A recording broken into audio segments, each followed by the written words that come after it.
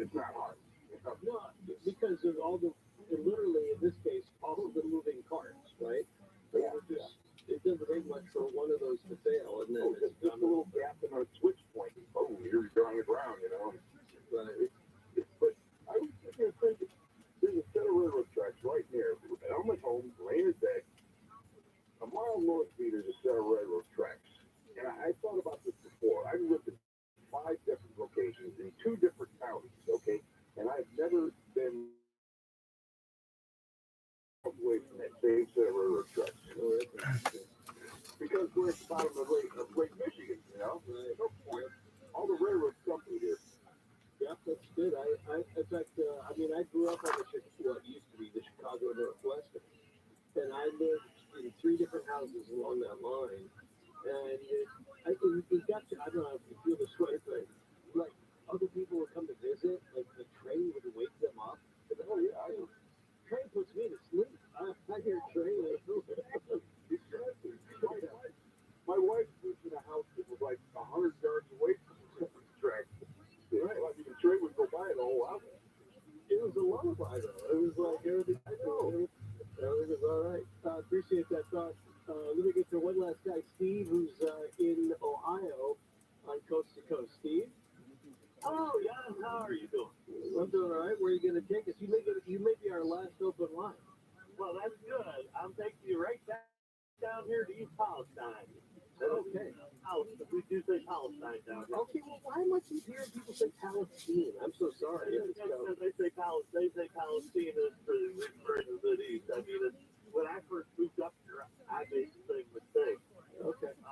But anyway, I've been through the crash site. Last night I came up downwind of the crash site, about 10 miles. There's about a 15-mile cone there. I come to the top of the hill from the Ohio River with my window down, and it smelled like somebody poured bleach in my cab. So I rolled the window back up, and that lasted for about 15 miles until I got north of the toll booth up there. And this is 14 days after the accident now. And the question I have about their burn off is why did they have steel necessary to burn this off? Because I deal with hazmat. I'm hauling gasoline right now. If it was cool enough to go over there to place explosives on the car, and once you got the chemicals out of the car, you got rid of the explosion hazards to the car. Why didn't we just take that and suck it up and move it somewhere? Right. That's what I don't understand. I'm sure everybody that's listening out there is seeing pictures of that horrible cloud. Yeah, it's a twisted mess is what it is. Yeah. And we haven't seen the beginning of this yet. All those particles went up in the air. They landed somewhere, and when it starts raining, that stuff I guarantee is going to penetrate the groundwater. This is going to end up being one of the most environmental disasters that we've ever had in this country, I believe. And what has happened is exactly what me and my buddy were talking about the other night. I said, you go around Columbus, you go around Cincinnati, you go around these big areas. The tractor trailers, the truck hauling hazmat got to take the outer belt. Right. Yeah, all through the while, all the illegal things on the railroad runs right through the middle of town. That's a really good point, because we all see those signs, right, that say for trucks, cargo, right. Yeah, and this is just exactly 6.3 we were talking about the other day, right before the thing derailed. They've got all this stuff going right through town, and there's a lot more catastrophic stuff running on the rails than what we haul. Yeah.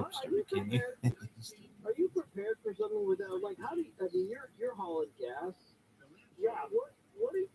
What's your survival rate if something happened to you when you're driving along like that?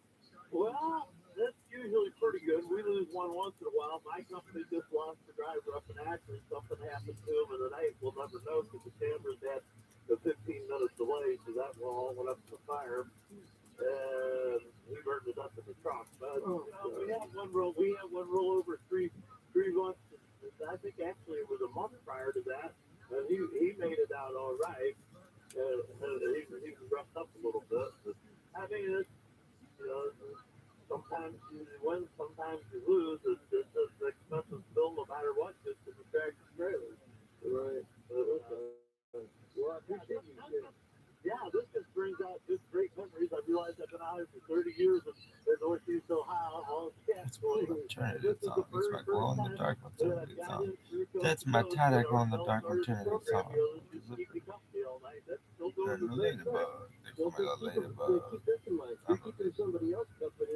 Hey, nurse song firefighter. Music, sports team song. Some of the information because I'm here on the ground in the area where the stuff Yes. I had some information. No, it's good. And I mean, it makes it, even the idea of rolling up your Close window, like, I mean, I'm glad close you did like that and all, but garter. isn't that kind of like Belts duck and and cover? Wait, police. something that bad. Roll a window, isn't that how I don't big know. your nose at you? It's coming through the vents in your dashboard. Gotcha. But look, I'm not trying to be a pessimist, but I just think we got to. Boudoir. This raised a lot of issues. Clothing. We started with that concept of a Nursing thousand, room. of Clear these strap. trained elements. Camisole. So let's Or just stay different kind of focused bra. and let's be safe. And thank you, Jim Pozo, our guest, for a couple I of just hours. stuck Go a back big and listen to that or think up to him and listen to his safety podcast. Coming up tomorrow night, the Coast to Coast first hour, Shirt off. our friend from Ukraine. We'll give us an Stocking. update. He's been bombed out a few times. And then Are you? Okay, are you his done? main guest Latex is on. the paranormal detective. And we're talking about these Okay. balloons, and he'll be drawing some parallels between what we're going through right now and the Roswell crash and the What is it? Nissan. Does that one work? Stay him up. I do too. Hi, I'm Bill. And I'm Kathleen, and we are owners of American Vision Windows. Southern California, right now, American Vision Windows is making it easier than ever for you to afford custom-made, beautiful new windows for your home. With 0% interest, 0 payments until 2024, plus free expert installation. Order by February 28th. I've been in the construction trade for 35 years. The level of quality of products that they use for their prep work was top-notch. With the base skin, I couldn't have asked for anything better. Can you tell I love these guys? Call 888-226-9908 or visit AmericanVisionWindows.com. Kathleen and I are so thankful for our entire team at American Vision Windows, and especially for you, our customers. Revolutionizing the home improvement industry one customer at a time. American Vision Windows.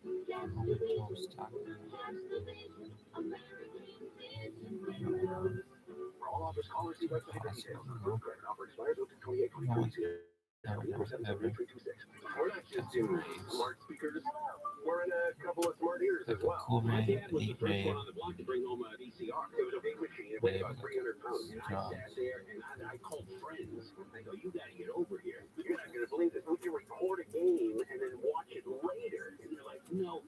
Wait, the Tim Conway Jr. show in Merlin. 10 Schwins were in my driveway in 10 minutes. Live 4 to 7 p.m. on KFI. And on demand anytime on the iHeartRadio app. There are two kinds of people in life. People who say, I'm going to get this done, and they get it done. Simply because they get up in the morning and do the work that's necessary. And then there's the kind of person, well, you know, we're going to have some problems doing this, and then there's that, and I guess we could try. Now, John and Ken always bet on the guy who says, I can do it. Live 1 to 4 p.m. on KFI, and on demand anytime on the iHeartRadio app. KFI, AM 640, more stimulating talk. KFI, AM 640. KFI, AM 640. KFI, live everywhere on the iHeartRadio app. KFI, AM 640. Okay, this one about her. Like you did, Carol. Los Angeles, Orange County. Be huge tomorrow. Everywhere That's on the iHeartRadio app. Shooter charge on Mark Lawrence from KFI 24-hour newsroom. A man in L.A. suspected of shooting 2 Jewish men has been charged with federal hate crimes. Both men were shot leaving synagogues. One man was shot Wednesday morning, and the other shooting happened yesterday. This woman who lives in the area says she was startled. I was sitting on my couch and I heard like 3 gunshots, and I was like, I thought maybe it was a firework, but then I knew it was actually guns when the police came. The Jewish Federation of Greater LA says it was informed the man behind the shootings had a history of hostility towards Jewish people. The shooter was traced to Riverside County, where he was arrested. Police recovered a rifle and a pistol. In the Pico Robertson area of LA, Blake Trolley, KFI News. One of the injured men says he heard several shots yesterday morning, then realized he'd been hit in the arm. He says it was one of the scariest moments of his life. He says it's sad that he and another man were targeted for their faith. The man shot Wednesday was hit in the back while walking to his car. Only 26% of LA County Metro bus stops provide shade to riders. UCLA's study says this disproportionately impacts lower-income people of color by exposing them to extreme heat. Researchers say the majority of bus stops are in areas with average summer temperatures of over 97 degrees. Transit agency in the county, and its bus system is the second largest in the nation. It provides service to more than 560,000 daily riders. The head of the EPA has gone to the site of a toxic train derailment in Palestine, Ohio, to ask people there to trust the government. EPA Administrator Michael Regan says he's confident the technology being used to clean up the mess will protect public health. The EPA says the contaminants are well below the 560 parts per billion that the CDC considers hazardous. But residents say they're skeptical and scared by mixed messages on water and air safety in the last 2 weeks. ABC's Andrew Dimbert says some people have complained of sore throats, vomiting, and other symptoms. Ohio's government called for additional resources from the federal government to help clean up the mess. FEMA is also heading to Ohio tomorrow to help with ongoing operations. The man who makes Toyota, an international car company, has died.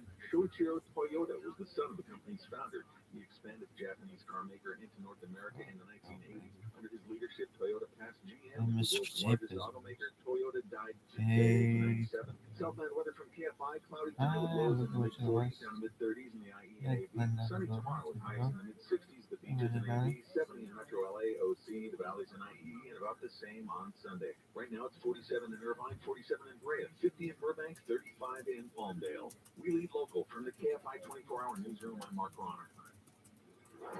The Monterey Colorado Identity Scout New Avenue. It's time to go traffic from the Atlantic Boulevard due to a slow vehicle blocking the left lane.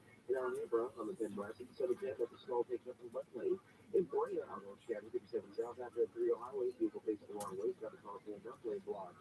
In front of Park in the 91 East at Knott Avenue, that's a vehicle fire taking up the right lane. In the Riverside on the 91 East at University Avenue, that's a crash taking up the right shoulder.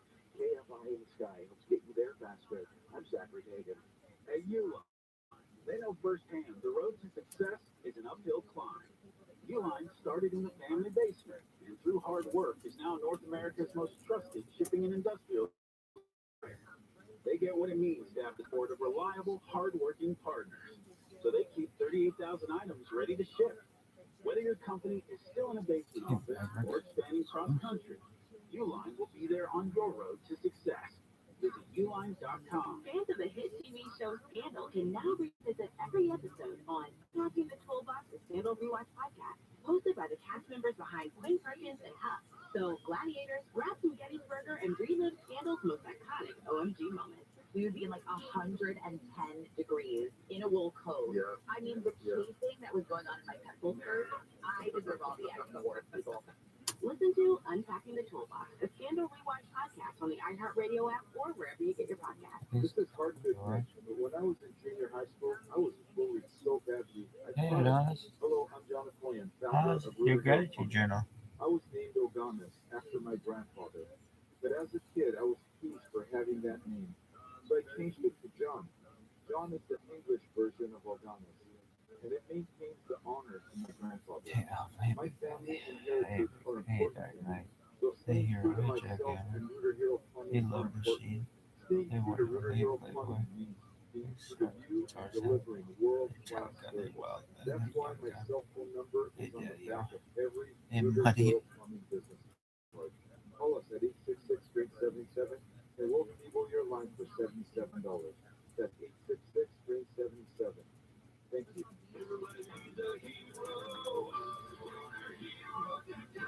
CL 102-8886. Attention Southern California, another massive rate increase. Declare your energy independence from the utility company. If you've ever thought about going solar, you must go solar right now. You can go solar with Semper Solaris, your local and veteran-owned solar contractor. They'll get the job done with esprit de corps and honor.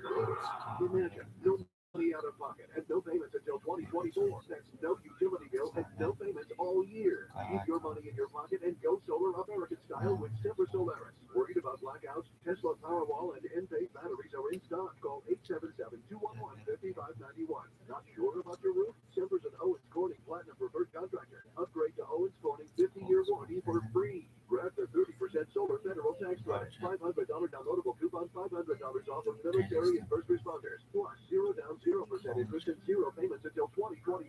For all offers, call 877-211-5591 or visit sempersolaris.com. On a group credit expires 2/28/2020. KFI, AM 640.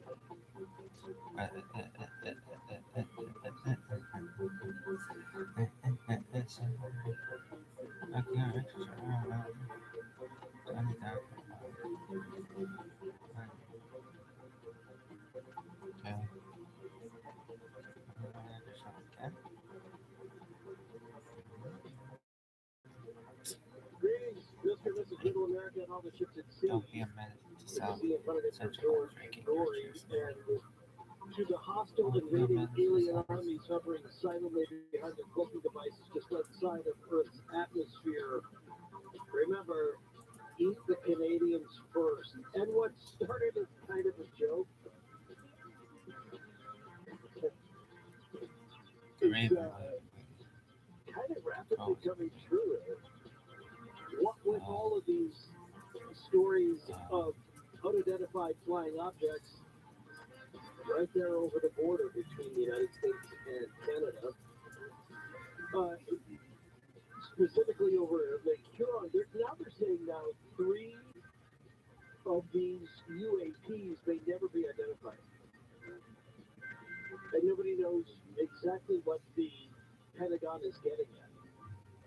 They're saying that they may have just obliterated all of the evidence. Okay. So that's why tomorrow night on Coast to Coast, we'll do a little deep dive on this from the paranormal detective. It could be a really good show. A guy who is an expert on Roswell in particular. But, he's been investigating different stories for a while, and I'm really curious about his perspective about what he sees, what Greg Lawson, the paranormal detective, what he sees as a parallel between many of the story elements that have gone into some of these investigations in the past or the one we're going through right now. There's a terrific series on Hulu about all of these UAP developments. It stopped short of the last couple of weeks, obviously. I mean, it was in production. Yeah, just move but it it's very down. informative nonetheless. There's one point that was made at the very beginning, which I Motherfucker, think I'm was gonna kind be of a Star Wars steer by I'm tomorrow night. George Jetson. And that is this. I'm George That Jetson. it is no longer valid to make anybody who talks about UAPs seem kooky. I am sexy. And now it's a matter of holding the government's feet to the fire from even mainstream legitimate news sources. They're in the 2060, year 2062. All the major networks, all the major, 24-hour news piece channels that have to be fed. They've been covering these stories like crazy. Yo, dog, that was cool.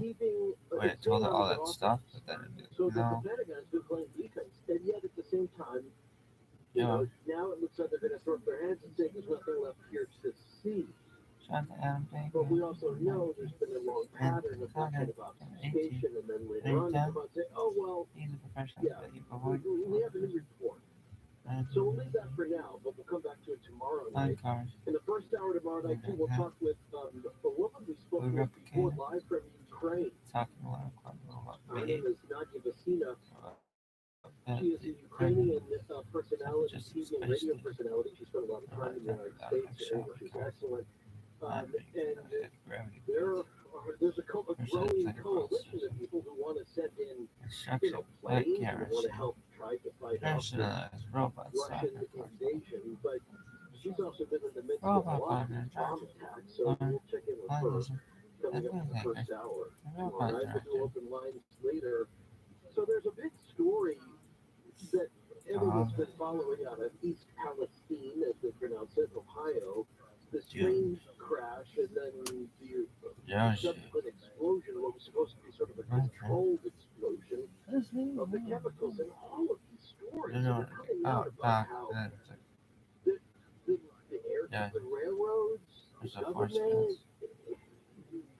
the local governments are unaware of what exactly is being transported on these rails, where they're being told, oh, there's no bad chemicals here. There's nothing toxic. It's just we're going to whisk through here in the middle of the night. You won't even know. And then something like this happens. And one of those came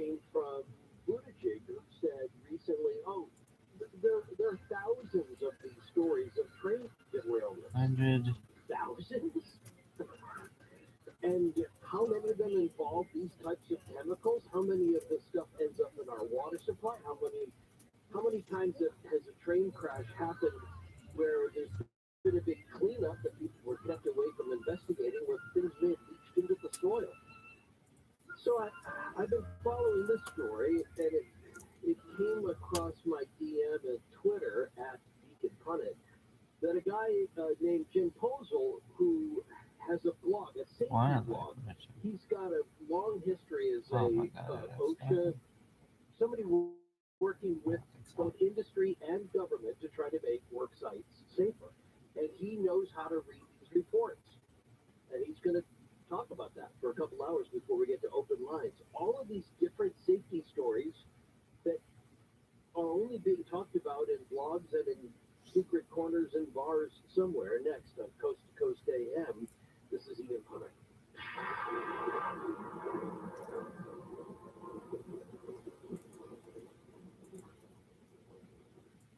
2023 is off to a turbulent start, and the U.S. broke through the $31.4 trillion debt ceiling in January with no slowing on spending. It's times like these that you want to have physical gold and silver on hand. You can buy it at bullionmax.com/coast. Go to bullionmax.com/coast to purchase your silver starter kit. Get 6 ounces of solid silver, including a limited vintage Aztec calendar coin, something Bullion Max and I set up for Coast to Coast listeners. bullionmax.com/coast.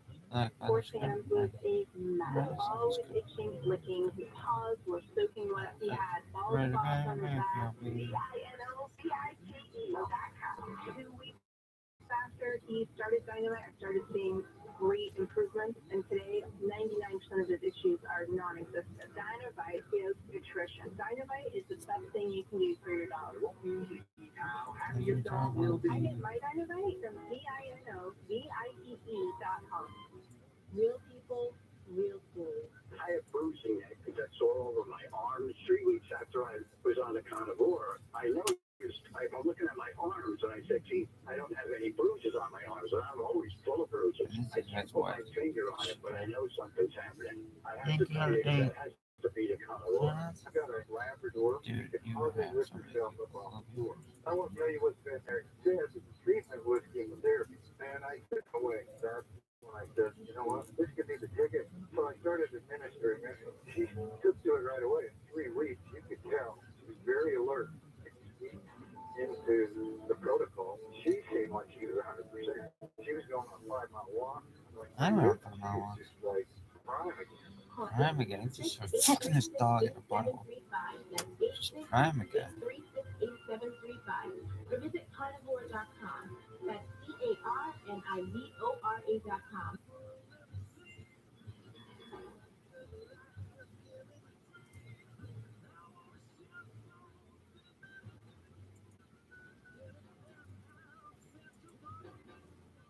Hey, Jim Posel, nice to talk to you in person. hey, finally, we're talking to you in person. I can't believe it. If we called this in person, I'm Well, it's close enough. Close as I usually get to people anyway. Jim is a guy I've been trading messages with on Twitter for a while. I'm going to read through some, but not all of your bio. Certified safety professional, certified hazardous materials manager, 30 years experience, a degree in environmental science, a master's degree in environmental policy, extensive experience with OSHA compliance, environmental cleanups, major construction projects, disaster sites. I could go on. Also, you host Safety Wars podcast. Give me some of this, but and the radio show on the Safety FM network, and I understand it's because of that we have a bit of a connection. Is that right? That's what so, tell that story. well, the story was this. About 2 years ago, I was debating whether or not to be, we're doing the pandemic lockdown and everything. And a lot of people in the safety industry came out with podcasts. And what ended up happening was I was debating back and forth for years whether to do this or not. And the owner of the podcast I work started, hey, why don't you try doing this? And I'm like, no, I can't do that. And you had a caller on, and you had suggested to that caller that they should have a podcast, and you had listed a whole bunch of reasons why. Right. And I took it to heart. You're talking to me. I love the fact that somebody listens to me. That's excellent. So My friend Yoshi's like, oh my god. So you have more letters after your name than I do. Very impressive.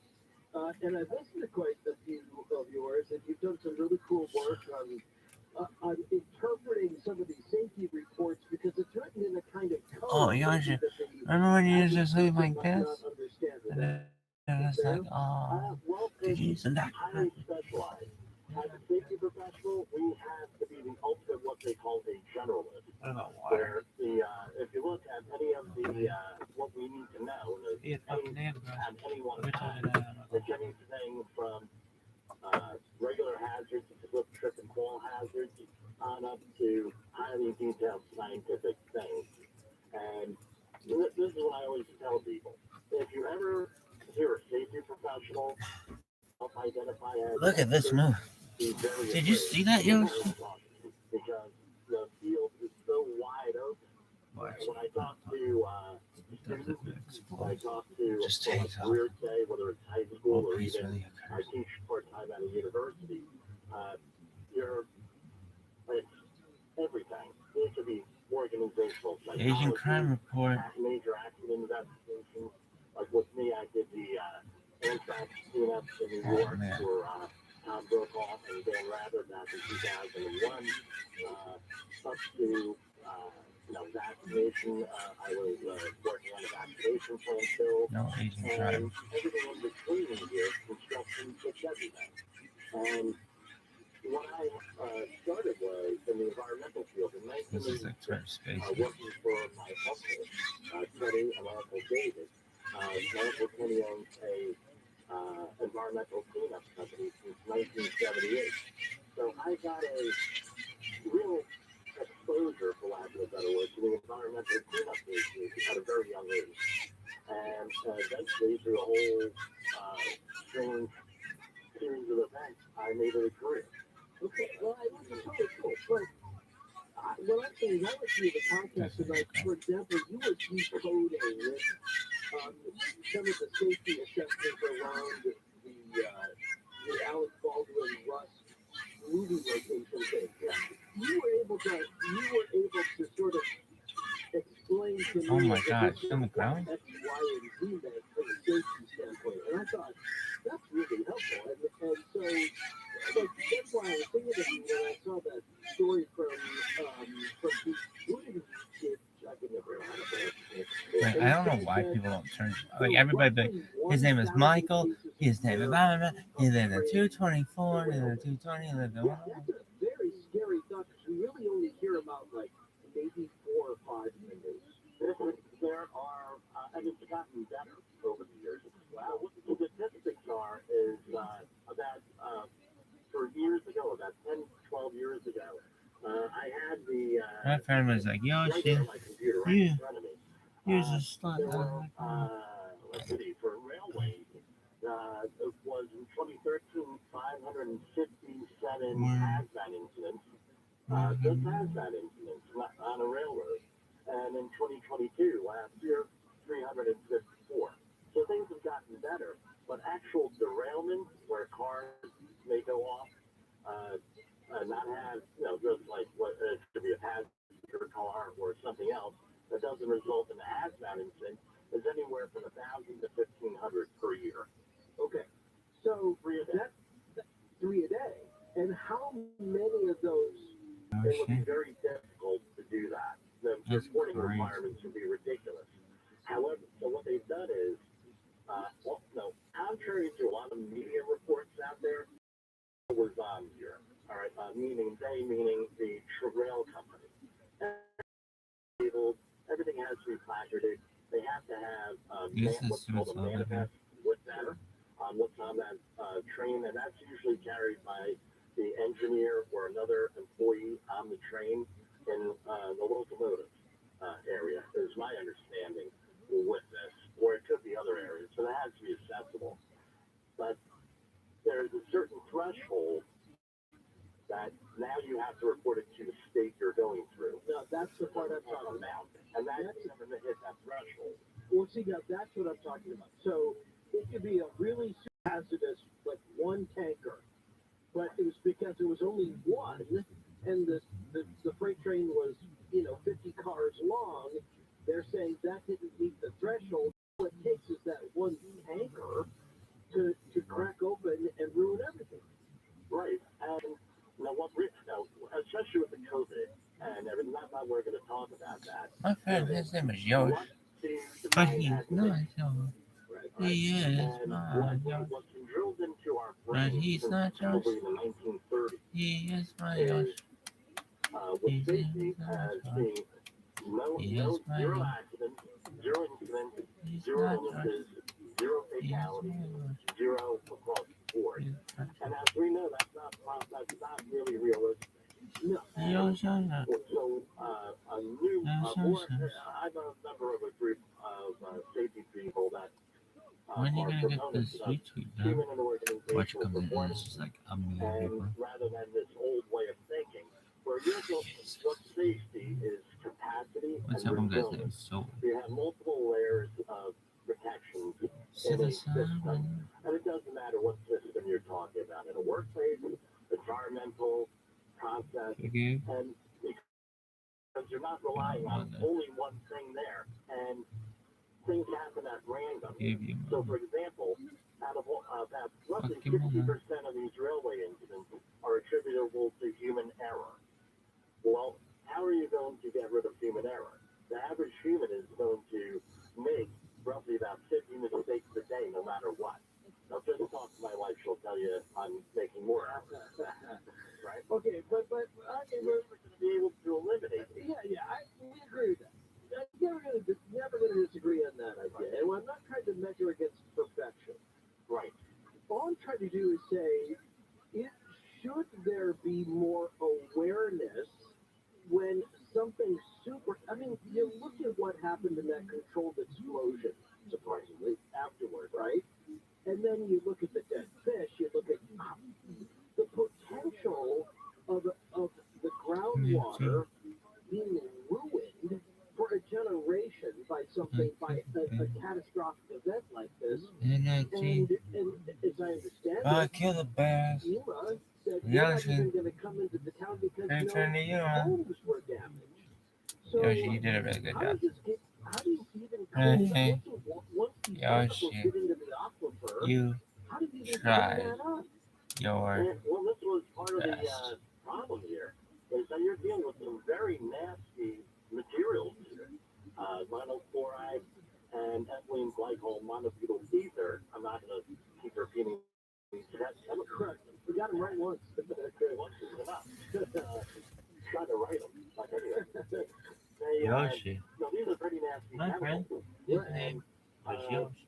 Especially if you think about, this is the way I think about it. Anything that has a chlorine, or chloride, chlorine, anything like that, that's probably going to be a very nasty thing. All right. When you think about it, all our environmental contaminants, PCB, polychlorinated biphenyl, those in the Hudson River, Yoshi, remember when I like that? He's like, oh, sick ass shit, dog. He's like, I know. And their fate in the environment. Yoshi. A lot of these Yoshi. because they're so volatile. Yoshi. Sometimes Are you done? for an awful long time. Are you done? Like what? You like whatever this is? Again, you're never going to get Like, down to zero. So now you have to define no. what is hazardous, what is not Hey, hazardous, voodoo. and how are we going to Chief what are we going to operator. do Oh, about it. Wildcat, And I know 91. this may upset a lot of He folks. will not push. I see that Build. Stiff. whatever this Index. stuff, Beef. Deep. Whatever. it could be either in your workplace, a natural disaster, a chemical disaster, anything like a geological disaster. The fourth thing I've developed My friend. and is for this It is is me. nursing. Was young. They have to be in this order. He is a Number two, He was. what are you basing that on? Number three, what are the chemicals? So 2 or 3 can be reversed. But the fourth question is the most This thing gonna drop like a Did you actually sample for it? shout out to Tom, Dan Heiser for getting me in, Andy and Ponder for being cool and Or your emergency manager failed. The most colossal Richard failure Syed. of that was That guy, 9/11 Syed. in New Richard York City, Syed. Ground Zero. S, Y because I love you, R-E-T-T. Richard Sherritt. Shout out to Richard Sherritt. Fucking comedian. Douche. Where's from where's he born? Minnesota. But he moved down to Kansas. Really? Yeah.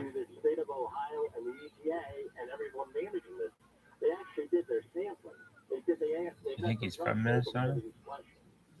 I'm almost certain he is. Right? When you read the data and you feel This is into in it, they did everything. So what happened was, Episcopal Diocese of Minnesota. we could start off with the Deacons, see? contamination. Minnesota. Things got into the river. Is that really from where he is? Floods, for lack of a better name, or plume, go down the Ohio River and all the tributaries leading from the Master down to the Ohio River. The coast So and they're able to do California. that. And He left they've it. been doing sampling. They've been publishing it on their website. For drinking water, Damn, pun it. this is where you start Suck to a get dick. a little bit From where is he? where the town. He's from Wilmette, Illinois. I thought he was from Wisconsin. He did a lot up there. Really? He hosted a thing in Minneapolis, St. Paul. Usually you get results with these materials that Coast to 24 to coast. 48 hours. Right? That's just the Tinnitus. behind it. That's just the way it is. Tinnitus. Okay, the drinking water leaving John B. Wells. leaving the plant or the supplier is safe. Now, what happens when you go out into the community here? The pipes that it's going through and everything else. Unless you're going to be sampling the water in the home, KSU. properly, you're not going to know Career. that for sure. So they've done Dillion. about 500 homes. Everything's turned out okay. Well, hang on to that thought because this is where it gets generational. Shout out to my friend I want to get JP that's he wrote this one. Really? Yeah, it's all the way. He's the host of Really? Yeah, and put it entered the Walter guys of Junior is and mass communication at Arizona State School and he taught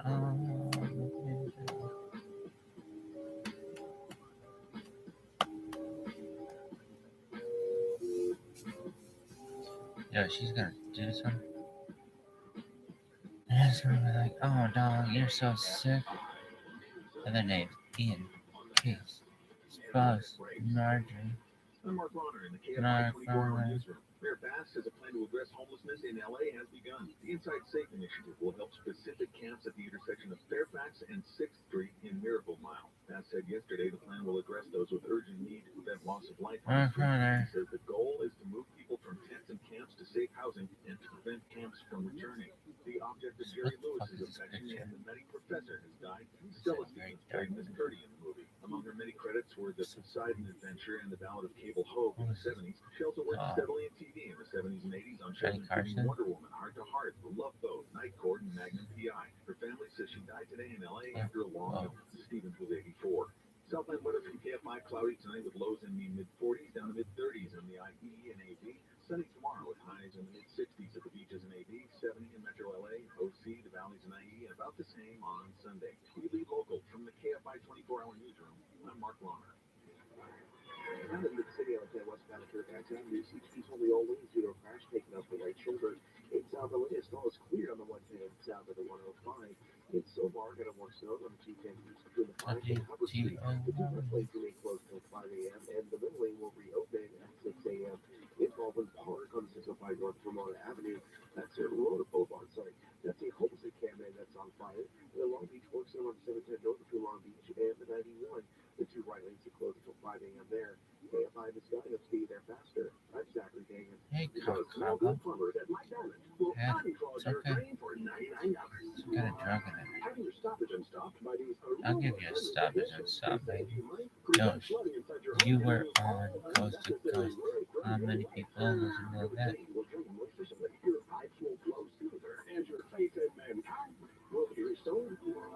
There's $99 unstopped rate supplies to kitchen sinks, nightline. How many people listen to it? Ink of Theme or Ghost Dance by Cusco.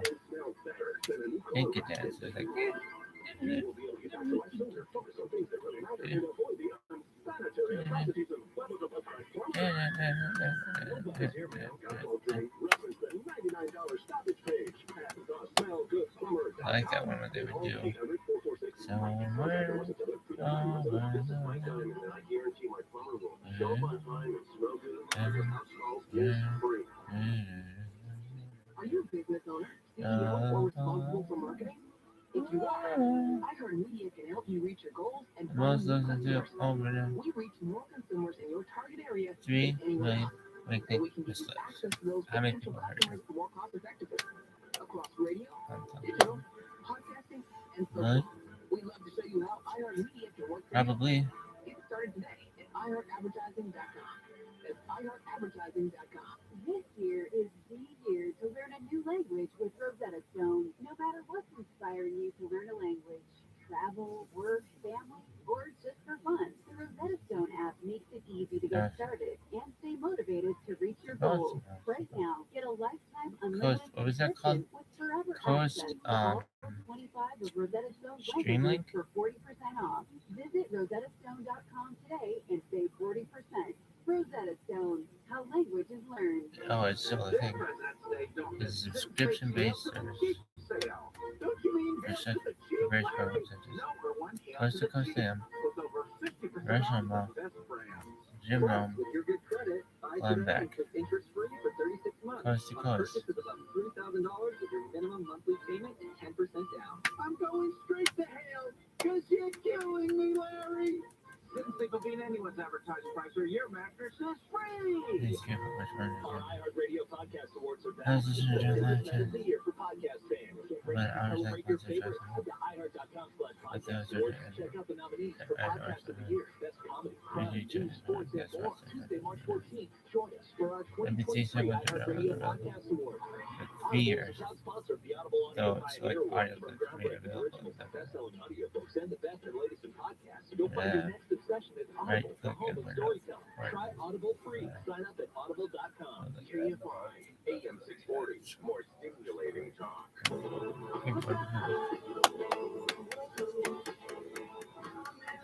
This would be a big song.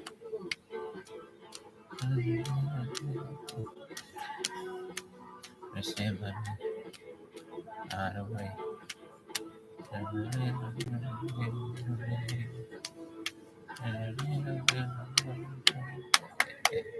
Stand by me. Not long. Stand by me. Ooh, yeah.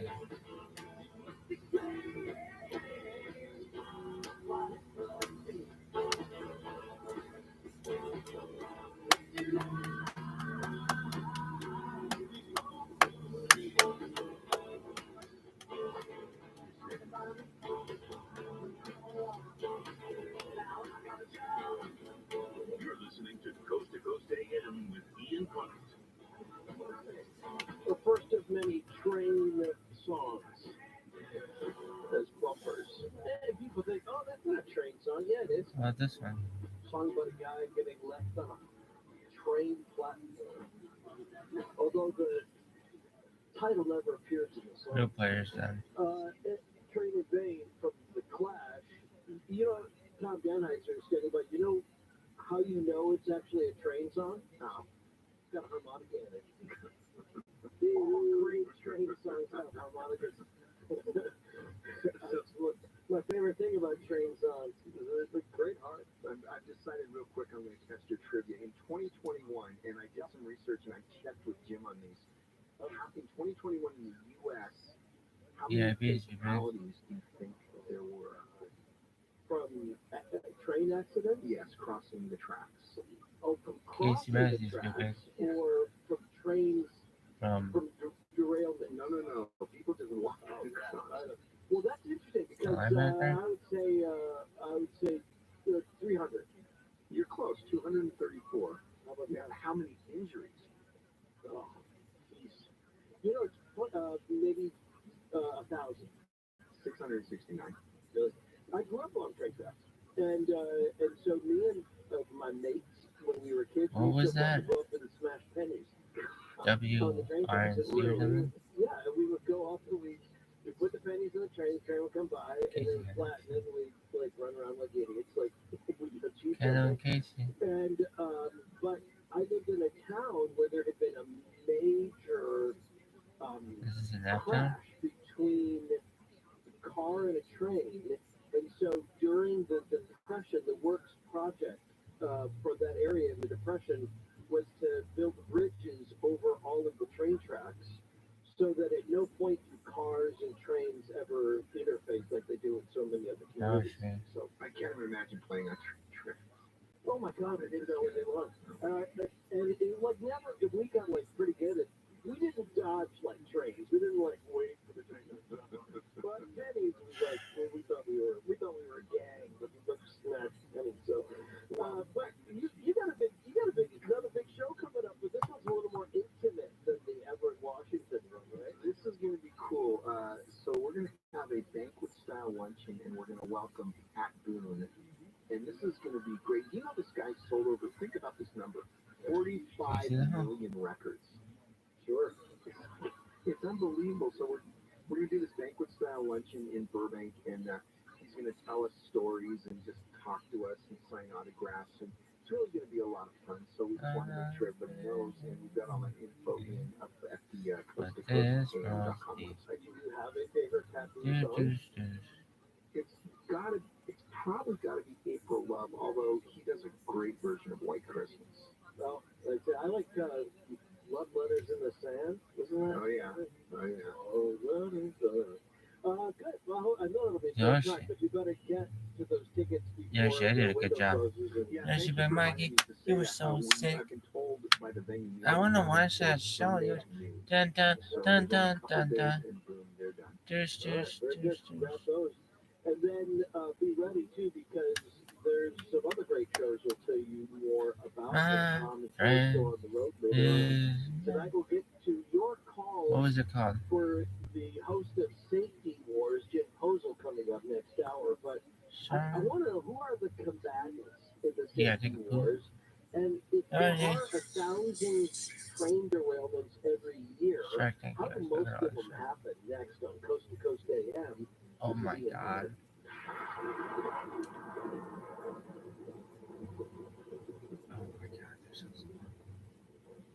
This is going to be a big show. Taxing on your identity because all your personal information Make is all 1,000 in one accounts. place, getting emailed, Just shared, take our and clip. possibly exposed to identity thieves. Tax forms can be like Yeah, one-stop shops for ID thieves, which means it can be I don't like dangerous and those. easy to steal your identity. Protection against I love identity theft is easier with Or it tells LifeLock me by what Nord. LifeLock by Nord helps They're monitor all in your order. info and alert you to potential Really, really identity good. threats. And if you do become a victim, It's like, hey Sharks, I'm here for 6% equity of 9% of this dick. Really, yeah. And then they're like, we want 69% of your dick.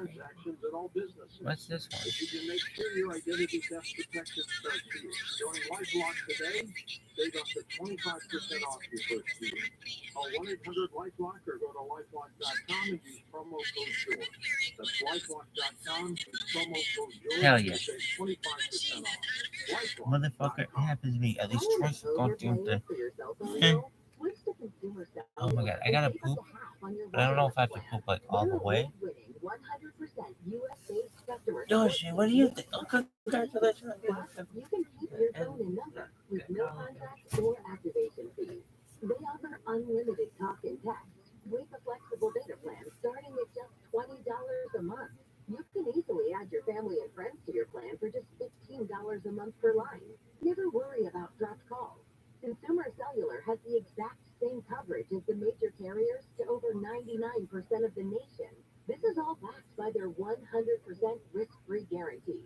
Join the millions of others who have switched. Go to consumercellular.com/radio25 and for a limited time, get $25 off when you use promo code radio25. That's consumercellular.com/radio25. Promo code radio25.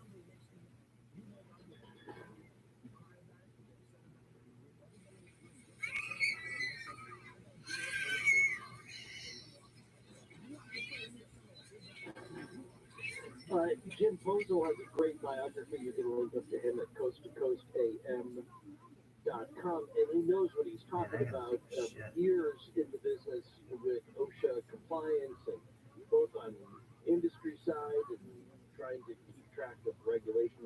Ryan and I was the host of Look at this the one. Safety Wars It's like, oh, no. podcast. So, Jim, when you say safety wars, right away I'm wondering, like, okay, well, who are the combatants in the safety war? Who are the biggest players that keep us unsafe, that we have to have safety wars?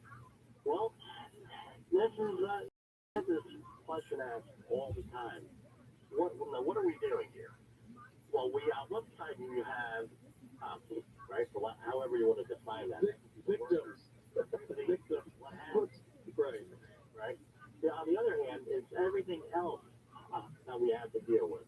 It could be a workplace situation where you have employers not following OSHA regulations, environmental regulations, things of that nature. You can have government bureaucrats.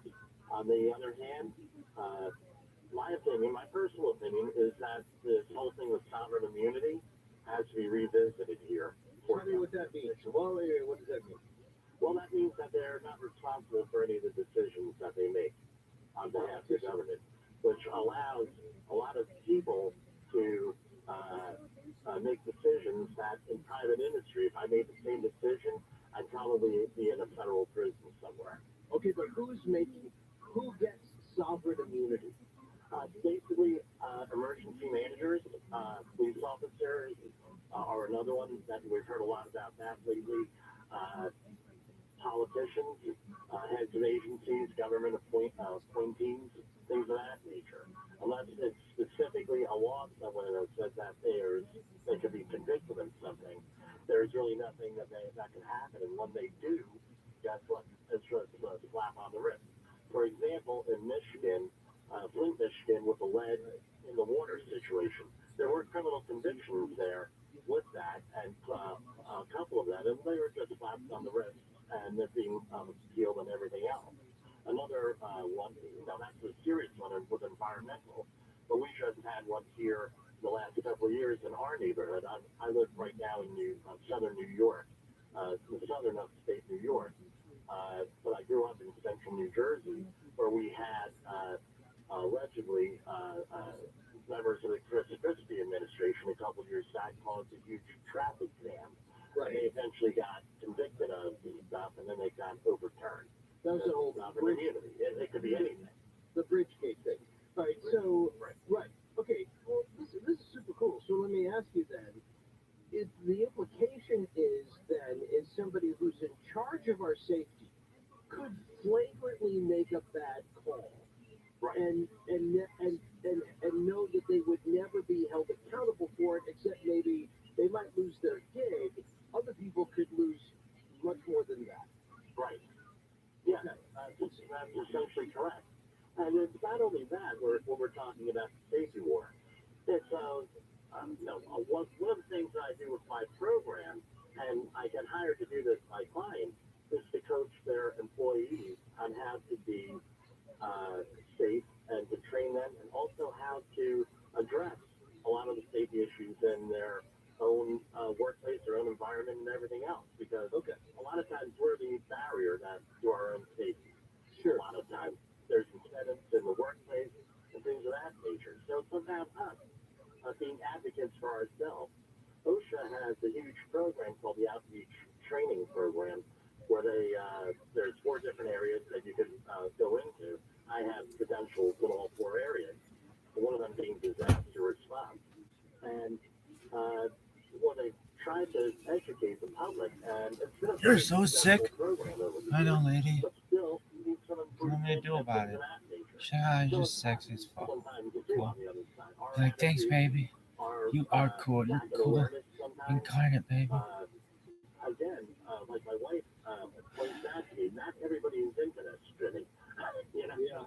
Well, I'm into it, and I think this is what's really interesting is, so when you brought up Flint, Michigan, that's what I'm thinking about these Palestine. I don't care. I'm just gonna tell you, right? I mean, I'm What happened? I'm not even in the bleachers, right? I'm not in the stadium. I'm a million miles away, but I don't. Part of me just says I don't care that they're testing 500 houses clean right now. That wasn't the story in Flint. It was an accumulative problem, and then when it got worse and worse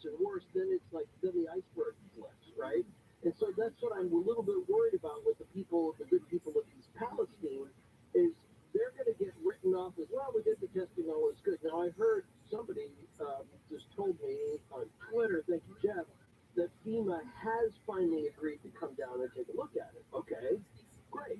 But even they can just go, well, that's enough. We've done the testing.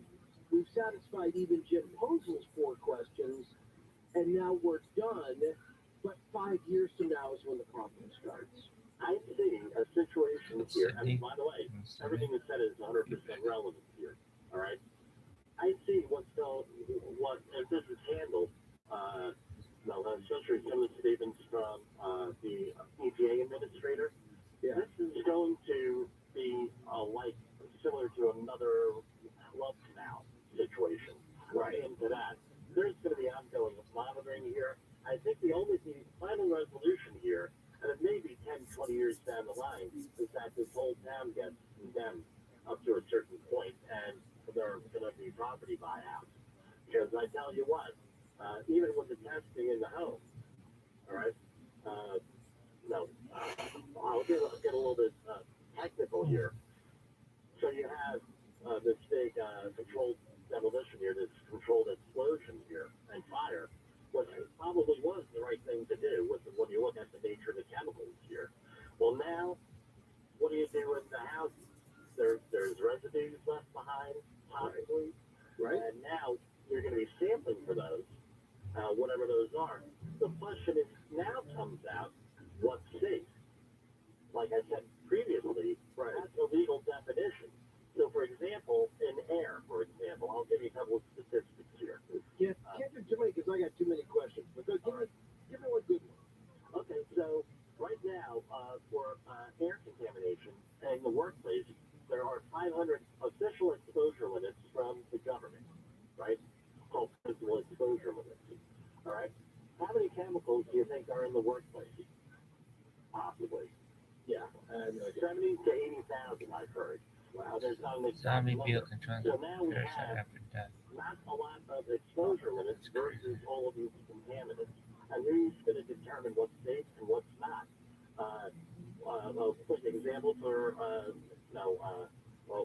lead, for example, for lead-based paint issues and things of that nature, they have standards for that, for what's allowable in the house.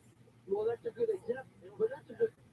But that's a good example because at one point, like paint, asbestos, asbestos tile, all these things at one point have been deemed safe, and it really takes decades to prove that they are.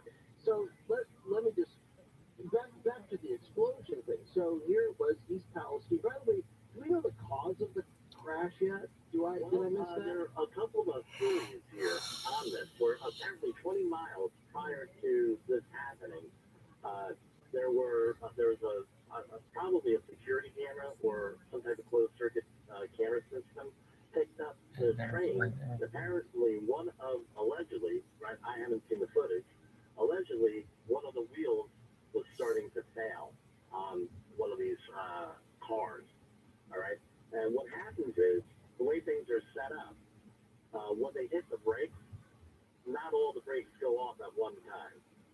And this often causes a derailment. This is one of the leading causes from what I've read and from what I've heard inside the industry of a derailment. So one of the solutions that they're going to be looking at is electronically controlled pneumatic brakes, where everything's able to brake at relatively the same time. Right? There's a minimum lag. Right? That's one thing. And also an acoustic detector is, because these things make noises if you've had a car with a bearing go on it, that it makes a noise.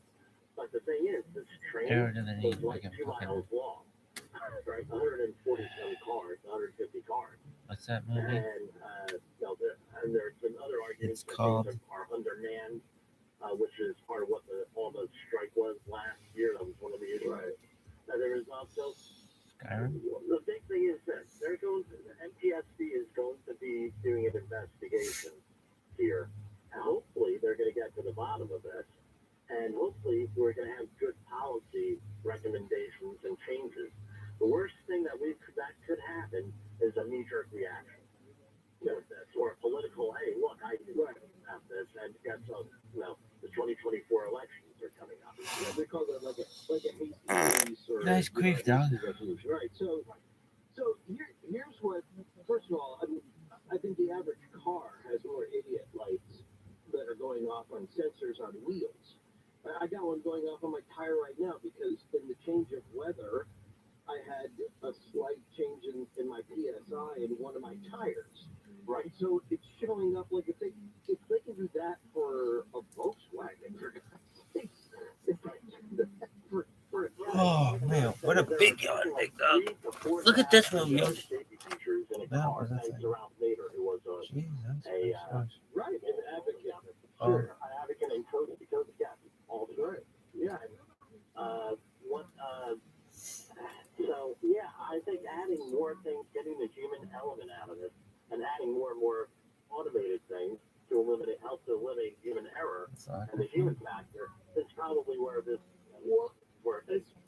Especially we're talking about a wobbly wheel for that thing. All right. So anyway, hang on to that thought. If we are at a point Oh man, good yard. blowing something up is the safest response. But something is primal, is exploding it is what we think will be the safest response moving forward. I think that represents, you may be right, it may be the best solution, but it seems really silly that they're like, yes, better dynamiter. You know, I mean, like if that's really what it comes down to, then we haven't progressed much.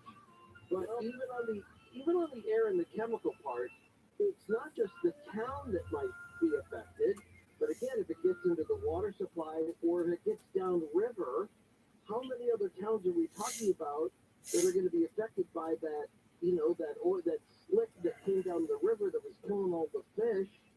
I mean, how many parts per billion does it take to make people ill and to start affecting, say, reproduction or women who are pregnant or whatever? And that varies. And then they have what are called LD50s and LT50s. That stands for lethal dose 50% or lethal concentration 50%. And those are done on animals. And how they equate to humans, again, that's not really ethical to try to figure out what it sure to kill someone. So they try to do different calculations. Extrapolate, yeah. Right. With that. So that's another question. The other thing is this, like we found out with COVID and other things, what could kill me may not kill you. Right. So it's very difficult for them to come up with these numbers. Can they? Yeah, they can come up with, I can come up with the numbers. But, Good job. I don't think that's going to sell good right to the public. And I think that's what we're looking at when we're looking at Palestine. And then when they say there's 1,000 a year of these, is people start thinking, okay, wait, what? And if it's 1,000, even if you divided it by, as you said, it's like, let's go 3 a day.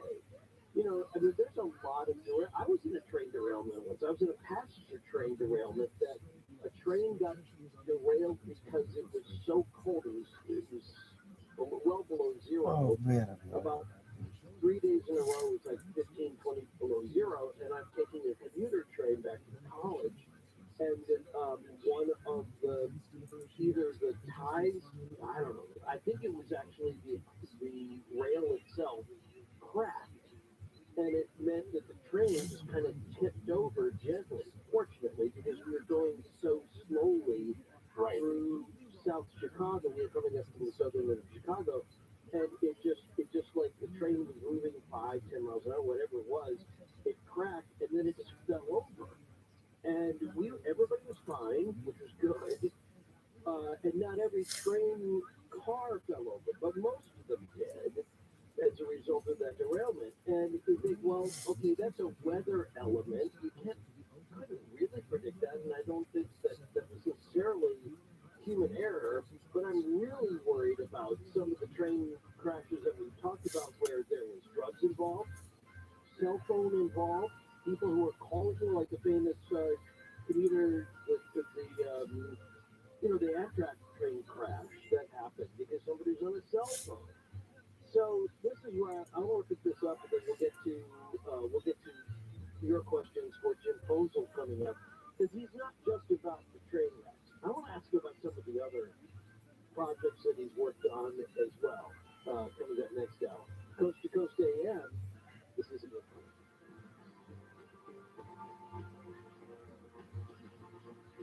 If your business has 5 or more employees and managed to survive COVID, you could be eligible to receive a payroll tax rebate of up to $26,000 per employee. That's real money. It's not a loan either. It's a refund of your taxes.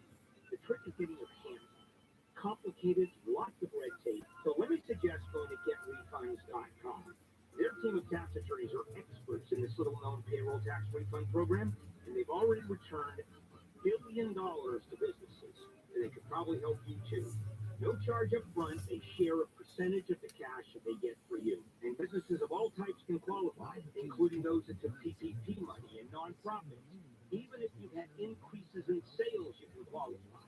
To find out if your business does qualify, go to getrefunds.com, click on the Qualify Me button, answer a few questions, they start to work. Getrefunds.com, that's getrefunds.com. We're not here to make up your mind. We're here to give you the latest.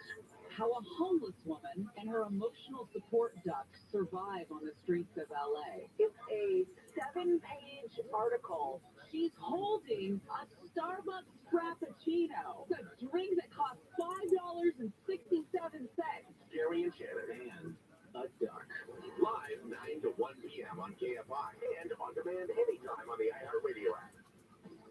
The sensors on the ceiling of an elevator, which can smell urine, so that they can quickly send over a cleaning crew in the elevator. What we have, though, is a breakdown in cultural norms, because I never remember there was ever a problem with people urinating in public. John and Ken. I never even considered that. Right. Live 1 to 4 p.m. on KFI and on demand anytime on the iHeartRadio app. You know, when they let you rent a car when you're 25. Yeah, there's a thing. Assault weapons are very different things. Yeah, ice users are a thing. Average age of school shootings since Doing a shout out on one of them, I think. 1966 has been 18. Bill Handle. What does that tell you? Live 6 to 9 a.m. on KFI and on demand anytime on the iHeartRadio app. Los Angeles, Orange County. Live everywhere on the iHeartRadio app. Hate crimes charges in the shootings of Jewish men. I'm Mark Launer from the KFI 24-hour newsroom. The man suspected of shooting 2 Jewish men in the Pico-Robertson area of LA has been charged with federal hate crimes. The shooter allegedly told prosecutors he looked up kosher markets online and decided to shoot people near a market he found. U.S. Attorney Martina Estrada says the shootings are horrific. Those who engage in these types of hate crimes will be prosecuted to the fullest extent of the law. The man allegedly shot both Jewish men while they were leaving synagogues earlier this week. Police arrested the shooter in Riverside County yesterday. A rifle and pistol were recovered. In downtown LA, Blake Trolley, KFI News. The mayor of LA has announced the start of a new plan to end homelessness in the city. People Right, living in shots, Camp shots, Miracle there you go, Mile may second be about getting off the the- streets soon. Mayor Bass said yesterday the Inside Safe initiative is underway. The project will move people from tent to eventually permanent housing. Bass says the focus will be camps at the intersection of Fairfax and 6th Street to prevent what she calls loss of life. The mayor declared a state of emergency on homelessness in December. Chris Aston, KFI News. The LA City Council has met to discuss buying some land in Bel Air to preserve open space and areas for recreational activities. It also discussed the approval of expense funding for the city's attorney and a resolution to name the steps that lead up to City Hall South the Herb J. Wesson Jr. steps. President Biden is set to travel to Poland to discuss the country's important logistical role regarding Russia's war in Ukraine. President Biden will deliver remarks in Warsaw on how the United States has rallied the world to support the people of Ukraine and as they defend their freedom and democracy. President Biden will make it clear that the United States will continue to stand with Ukraine, as you've heard him say many times, for as long as it takes. National Security Council John Kirby says Biden will discuss how Poland can help allies deliver military and humanitarian assistance to Ukraine. Kirby says next week Biden will also have a chance to thank Poland for hosting an increased number of forces from the U.S. Police say country music producer Kyle Jacobs, husband to singer Kelly Pickler, has died by suicide in their home in Nashville, Tennessee. Department of Emergency Communications say a 911 call came in from the home this afternoon. Kyle Jacobs, a music producer, has worked with Garth Brooks, Kelly Clarkson, and Tim McGraw. He was 49. Southline weather from KFI. Cloudy tonight with lows in the mid-40s down to mid-30s in the IE and AV. Sunny tomorrow with highs in the mid-60s at the beaches in AV. 70 in Metro LA, OC, the valleys in IE, and about the same on Sunday. Right now it's 46 in Irvine, 48 in Brea, 46 in Burbank, 34. We lead local from the KFI 24-hour newsroom. I'm Mark Ronner. City on the westbound after last Saturday from scratch walking all lanes HP's on the scene. They put a ranch on the Receive the boulevard that looks like got the off-ramp closed until March 31st for some pavement work. In Long Beach on the 710 belt between Long Beach Boulevard and the 91 freeway, that works has got the two right lanes closed until 5 o'clock this morning.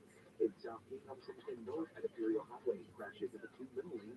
It's in Clemente on the 5 south between Alpharetta Rehouse and Valley Road. That's the works has got the right lane closed. KFI on the sky up to get faster. I'm Zachary Hagan. To me, the most important word in the world is dignity. There are certain God-given rights to be fed, to have shelter, medicine, clothing. When many of our clients come to us, they face the great risk of much of what they have. In some cases, losing everything. I'm John Morgan of Morgan & Morgan. In one instant, an accident, a natural disaster, or the intentional acts of others can threaten our dignity. Whether it's the loss of a paycheck, paying medical bills, enduring a life of pain and suffering, or a claim with your own insurance company, or a business dispute, and you can't afford to pay a lawyer by the hour, your dignity hangs in the balance. You only pay us if we recover for you. Let my firm fight for you, your family, and your dignity. Call us for a free consultation. Dial pound law on your cell phone. That's pound 529. Morgan & Morgan, for the people.com. Want a strong, lean body but hate fad diets and cardio workouts? If your goal is to build strength, lose fat, or increase energy without getting injured, the perfect workout is for you. The perfect workout method is just 20 minutes, twice a week, with a private personal trainer. Get a safe, effective, and time-efficient workout at any of our 18 locations in the San Diego, OC, and LA areas. Results guaranteed. Call 800-882-2169 for a free, no-hard sales intro session. That's 800-882-2169 for the perfect workout. Someone uses your toilet and it overflows. Can you imagine how embarrassing that is for your guests and for you? Hello, I'm John McCoyan, founder of Rooter Hero Plumbing. You're hosting a party, the water's on the floor, and your guest has to tell you that the toilet is backed up. And worst of all, you have to tell your guests that they can't use the bathroom. I shudder when I tell this story because it happened to me. Can you imagine? I own Rooter Hero Plumbing and my toilet overflowed. Talk about being humbled. Well, the truth is, it can happen to anyone. And the solution is to call 866-DRAIN-77. That's what I did, and our plumber was here within the hour. Not because I'm the owner, but that's just what we do. I'm so confident that you'll be satisfied with our services that I put my cell phone number on every business card. 866-DRAIN-77. That's 866-DRAIN-77.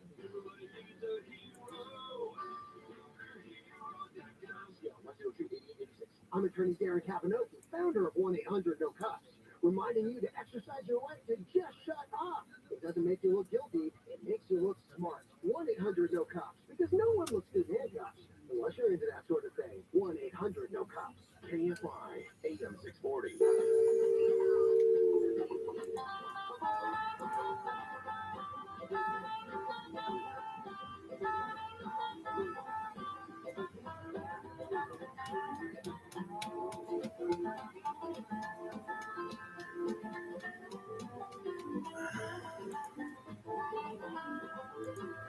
Take the last train to Clarksville and I'll meet you at the station. You can be there by 4:34. Wait to reservation, don't be slow. I love you so. 'Cause I'm leaving in the morning and I must see you again. We'll have one more night together till the morning brings my train and I must go.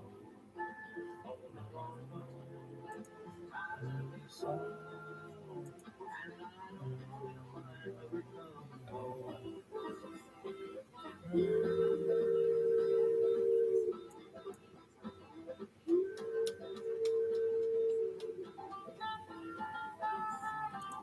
To talk to Ian Punnett, call the Wildcard line at 818-501-4109. The first-time caller line is 818-501-4721. To talk toll-free from east of the Rockies, call 800-825-5033. From west of the Rockies, toll-free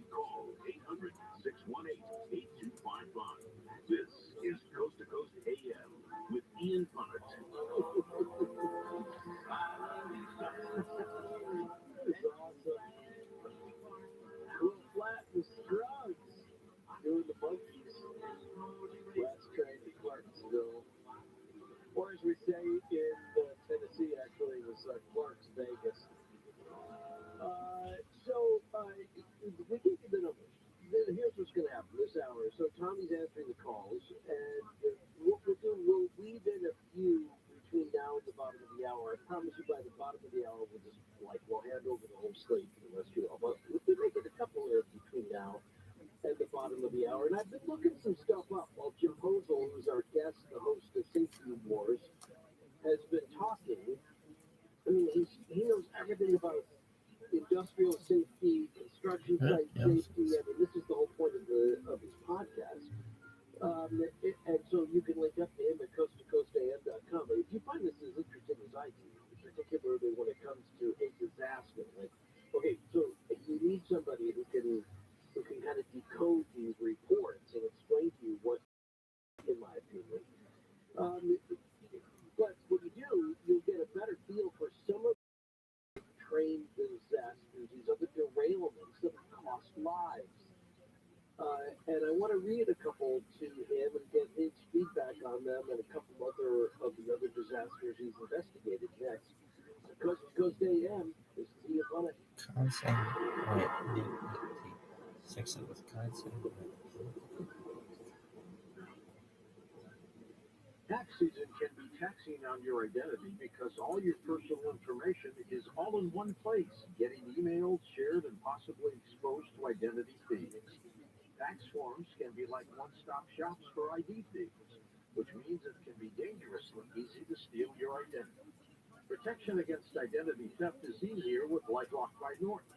LifeLock by Norton helps monitor your info and alert you to potential identity threats. And if you do become a victim, a dedicated U.S.-based restoration specialist will work to fix it during tax season and beyond. No one can prevent all identity theft or monitor all transactions at all businesses, but you can make sure your identity theft protection starts here. Join LifeLock today. Save up to 25% off your first year. Call 1-800-LifeLock or go to lifelock.com and use promo code George. That's lifelock.com. Use promo code George to save 25% off. lifelock.com. I've driven a limo for 11 years. It might sound glamorous, but it's tiring, repetitive, physical work. I got to a point where I was in severe pain and couldn't bend my leg or stand up straight when I got out of the vehicle. Then I fell and drove my neck really bad. I could not drive or lift anything for months. When I heard Dr. Wallace on Coast to Coast AM with George Norrie, everything he said made sense. Once I eliminated the bad foods and started giving my body the right nutrients, I could feel the difference right away. I started sleeping through the night. My body didn't hurt all the time, and I was driving again in 3 months. I went from 230 pounds to 170 pounds. My life has completely changed, and I'm so grateful to Dr. Joel Wallace. My name is Raquel Sanchez. Visit medicalhealthnews.com. Sign up for the newsletter to receive Dr. Wallace's 10 best foods list and other invaluable nutritional advice. Call 855-949-RADIO to speak to an experienced nutritional consultant. That's 855-949-7234 and criticalhealthnews.com.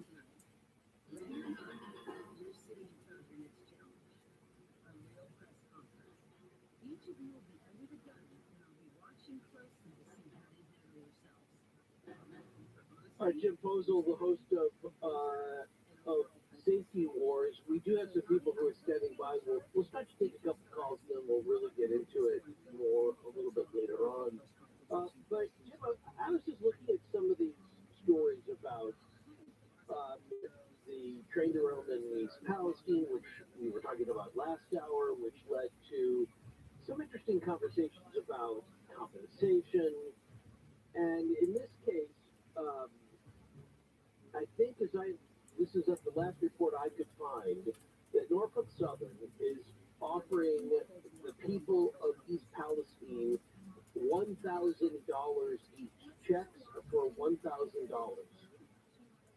And that's obviously a paltry figure if they're losing their house, they lose anything else. I think it's to help offset like travel costs or food costs, but it certainly isn't going to offset loss of business, right? Disruption to that. I mean, that just seems like that's a bone. Well, it's like and this has gone on over the years, especially in the mold field with right? It's a question of, and I've gotten into this on a lot of stuff that I really can't, I'm not allowed to talk about, was Who can make the decision what's clean and what's not clean, or what their stuff? And now you're with an indoor air quality situation. If it's going to be someone like me, I have to sign on the line because I have the credentials and everything else, whether the house is clean or not. Who are you going to find to do that? And more likely, you're going to demolish the house versus anything else. That's what happens on these jobs with this, because now you have to guarantee it forever. The other thing is with a lot of these chemicals that were here, vinyl chloride and ethylene glycol here, they were all, not ethylene glycol, ethyl, hexyl, acrylate. All these were heavier than air, right? Which means they're going to settle down there in the basins and sewers and things of that nature. That was probably what went into the decision for burning this off. It was to get rid of it. That's extremely difficult to contain. Once it's in there. So, if this is the precedent for this was a train derailment and subsequent fire in Quebec in 2013. 47 people killed, and 3 downtown buildings had to be demolished for safety reasons. And then the same thing happened again in Castleton, North Dakota. Crude oil, $13.5 million in damage, but, you know, at some point you look at that and go, how can we even begin to come up with those numbers that will be generational, perhaps? Right. It's cheaper. Remember, when they'll probably use it under eminent domain or something like that and write someone a check for that and a little bit more. Remember, when they do that, they're removing the liability. You don't have to worry about those people being exposed or anything. And that's a good thing. But the bad thing is now you're destroying the whole community. This happened in my hometown of Woodbridge, New Jersey, after Superstorm Sandy, where whole neighborhoods, they never rebuilt. Or just wiped out and changed the town. And everything else with this. So it's a very controversial thing, extremely controversial. I've been on several projects where we've had to do this. One of them in Hopewell, New Jersey, where it was a radiation cleanup from a facility. That's what they ended up having to do. And in most cases, the residents welcomed this situation. One of the houses had a brand new DeSoto from the 1950s in mint condition. I would love to know what happened to that. Really? I didn't do that. Anyway. Yeah. Well, okay, so I've spent a little time in Monmouth County, by the way, so I know that area a little bit. So, but this is what I'm worried about. Like some of these rulings from the government that are worked out with the railroad barons, with the people who are in charge of the railroads, North and Southern being one of them, is that they have a rule that says like 20 cars in a row will get you a different designation. So if they only put up 19, they're not covered by that protocol. That's absolutely correct. I mean, how easy is that to get around? How easy is that to get around? Right? Well, you need 10 fingers, 10 toes. You go, well, you stop at your pinky, and you're fine. Well, it's like this. The limit is 55 on a highway. If you're going 54, or 54, they give you 2 miles per hour leeway in those places. You're going 56 or 54, whatever. Okay, no, you're not speeding at 54. 56, you are. Well, one of those things, right? Yeah, except that if you're going 56, you're not going to, no one nearby is going to lose their homes. Nobody needs, right? I mean, that's really the implication is that when you get that, you reach a kind of critical mass, and they arbitrarily gave it at 20, and so that's pretty easy to get around, and that's the part that I'm worried about. So we've got some people who are hanging on. We'll get to them. There's going to be a long-term debate on this, I think, as to how we're going to handle this, and we're in danger of information overload if they start tracking all this stuff. What do you do with all that data? Right. Let's get to Pete in Washington on Coast to Coast AM. Pete. First time caller line. Shut up, Pete. Proposal. Go ahead, Pete. Listen, I've been in the rail industry for 30 years, and I pretty much called you. You guys hit my rock at night driving home. If you got any questions you want to know about the rail industry, ask me.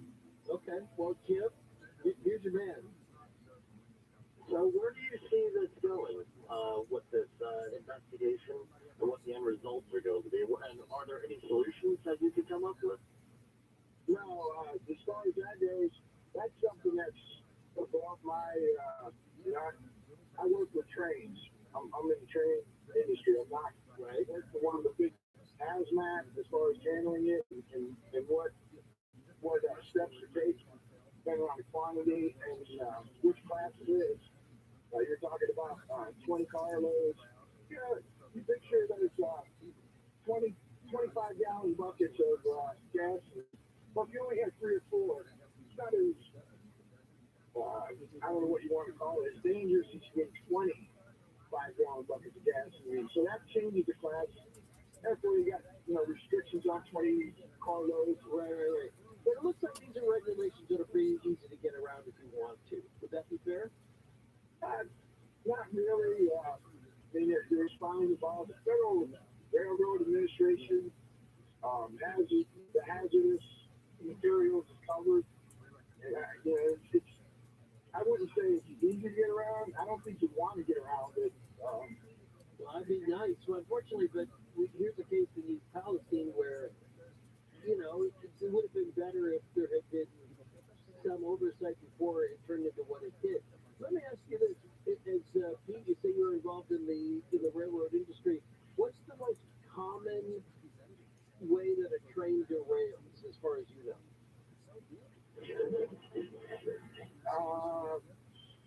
Either breaking a switch in a yard, or you're talking about on a main line where it's going down.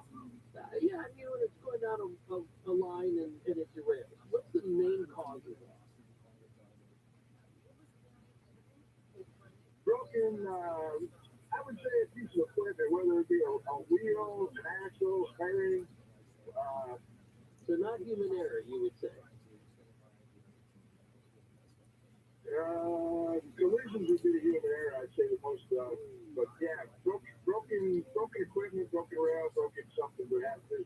They're running computers. They're running trains with computers now. Get too fast. If it's going, heading in for a collision, say for example, it's supposed to stop, it doesn't. They have computers that should be good. Dun, dun, dun, dun, dun. But I think it's the key where they're supposed to. Pete, I appreciate you jumping in. Okay, so what did you hear in that Jim Posel, host of Selfie War? Well, I can't really argue with the guy. He's directly in the field. I can't really argue with the guy. He's directly in the field. I always found out that it's a bad luck, a bad practice. Second guessing the field actually doing the work. They're not the actual experts out there in those things. And I'm sure that what he said is absolutely consistent with his experience with that. But the thing is, like you said, automation, different things of, different sensors and everything else going in there, and computers running the situation, and the hope that they goes from Dallas. The human error on it, minimize it. I'm from Dallas, Texas, and I'm thinking $150,000 for 10% equity in my company. Shortcuts.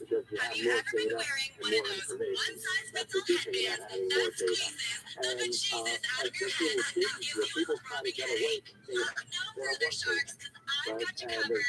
Featuring Bookshelf, a one-size, truly-fits-all, fully adjustable, handmade headband that can be styled countless of different ways. With our patent-pending design, Bookshelf allows you to adjust the tightness to your comfort level using our signature rings. And creating with your customized Bookshelf has never been easier. Simply take the end of your headband and flip it through these Bookshelf rings. Want to go over and down, and that allows you to adjust the tightness to comfort level. Place it on your head, and then tighten it till it feels comfy and cozy without any of that unwanted tension. And if you need a little bit of inspiration, take a look at my lovely model. and exposed the husband of chemicals because those same What parts is weren't it? leaking. They poked holes in them and let it drain out on the ground, and then they lit it on fire, and that doesn't make sense. This is the easiest thing ever. And I don't know that that's actually what happened, but let's see. I appreciate that. Is that there? It's been a while before we get all the official reports on this. And a lot of stuff gets lost in the quote-unquote cloud of war. Right. And basically, you're dealing with very volatile, very hazardous material. Almost like the vinyl chloride, that's going to pressurize well pump that's transported. So it's like a balloon. Think of it like a balloon, right? And under pressure and everything else. So I could see that poking holes in things to try to relieve pressure, right? The other thing is that nobody died in this accident, thank God. Now, if you're going to be offloading this material, the procedures are going to be there. Most likely going to be in supplied air. These first responders. Now, going again, we're getting with the doctor, putting first responders here, putting them at risk. I think that relates to the decision-making process of an earth is wanting to do it. So we are going to put people at risk. Living at home with my mom after my second child, I was losing my hair. Baby, I like these margins stuff. Part of hair loss so bad. I was so self-conscious and like putting my hair up. So I knew that regular headbands didn't work for me because I have a really large. I went to the fabric store, spent a couple bucks on fabric, and I eventually came out with the you see here. And you crushed it in. You said, I crushed it out. My first full year of sales, $12,000. I thought that the something about posting the whole meeting to the test it was online, and I didn't see my talking about that. What year was that? 2019. Yeah, well, it might have been Chicago smoking holes. Maybe that's the actual script or it's what I these are pressurized containers that have to release the pressure somehow. And now you're dealing with surroundings. And they might have used some type of a tool. So you had a nice rise. What were you doing to get the sales? So I am actually doing everything 100% myself. I go buy the fabric, I cut it, I dye it, I sew it, I package it, I do everything. I'm a home employee, I don't have any hours. You're making some big time money. Like, in my pocket. Just so people understand, right? This costs you $1. But to make each one $1.64. Yes. You're selling it for $35. So your margins are 90+%. And you did 386,000 dollars in sales. So you made a good $350,000 off this. Did you? Are you spending a ton of money? No, I spent $0 on more. How you selling? Your customers. I'm doing my own social media marketing. Like it's the biggest way that I attain my customers was this bad company that I'm obsessed with. And so I would take pictures of me with the bag, my headband, and wait for someone to ask me where I got it. And if nobody asked me where I got it from, I would be like, message my friend, like, hey, you asked me where my headband's from? Like, that's great. So that's how people started finding out about me. My sharks, my name is Nika Bertoldo. I'm from Dallas, Texas. That should be legal. Yeah, everything's one of a kind, hand painted. The one on your unit is so what if I wanted to buy this one for me and 5 people I know? Can't I duplicate it? You can't buy it because I'm always sold out. That's why you can sell it for $35, right? Because you say each one is unique. Each one is And you unique. probably have some you sold for more. Oh my gosh, I have a buy sell trade Facebook group, and one sold for $165. Because I'm just freaking awesome. The company I own has trained over 10% of the workforce in what's called the 40-hour high-flopper application operations What do you need the money for? training I need the money because I'm like, what now? Just doing everything I need help with protection. Why wouldn't you just hire a few boys to help you with that? Well, my husband is like a painter. He knows a package, but his attention to detail is like, is your husband only packaging your goods, shipping them out? Yeah, so all he does is like fold it up in a little like envelope pouch. What I'm saying is I get a lot of emails that's like, I ordered this and this and I only got this. And I'm like, okay, fair enough. You guys are Because something I'm trying to get my arms around here. You did $386,000 in sales. Look You sold for about $35 each. That means you sold 10,000 of them. How do you make 10,000 of them? I just don't see it. For real though? I'm serious. I'm not even joking. I do everything. But where are you setting them? On my website. You're 100% direct to your members to your website. It's not cold sale. No, I'm also catering to the same customers right now. You know, like the same 2,000 customers on my returning customer rate right now is 81%. Oh, yeah, it's fine.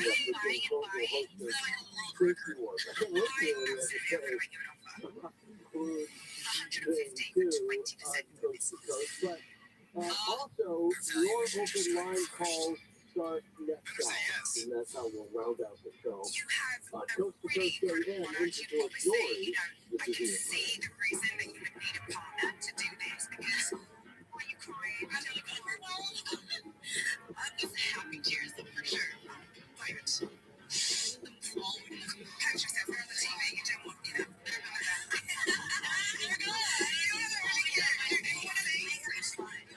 Mr. Wonderful, borrowing your scar.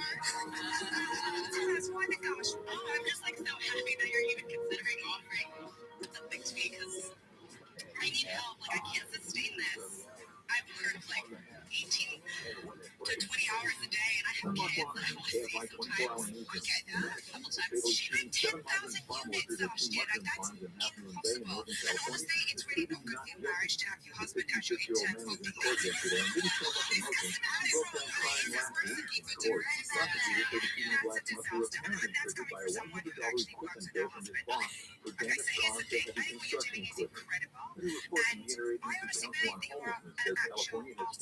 you can take doing it here and apply it to so many different areas. I painted them. If it was going to help you, I thought visualization and bodysuit.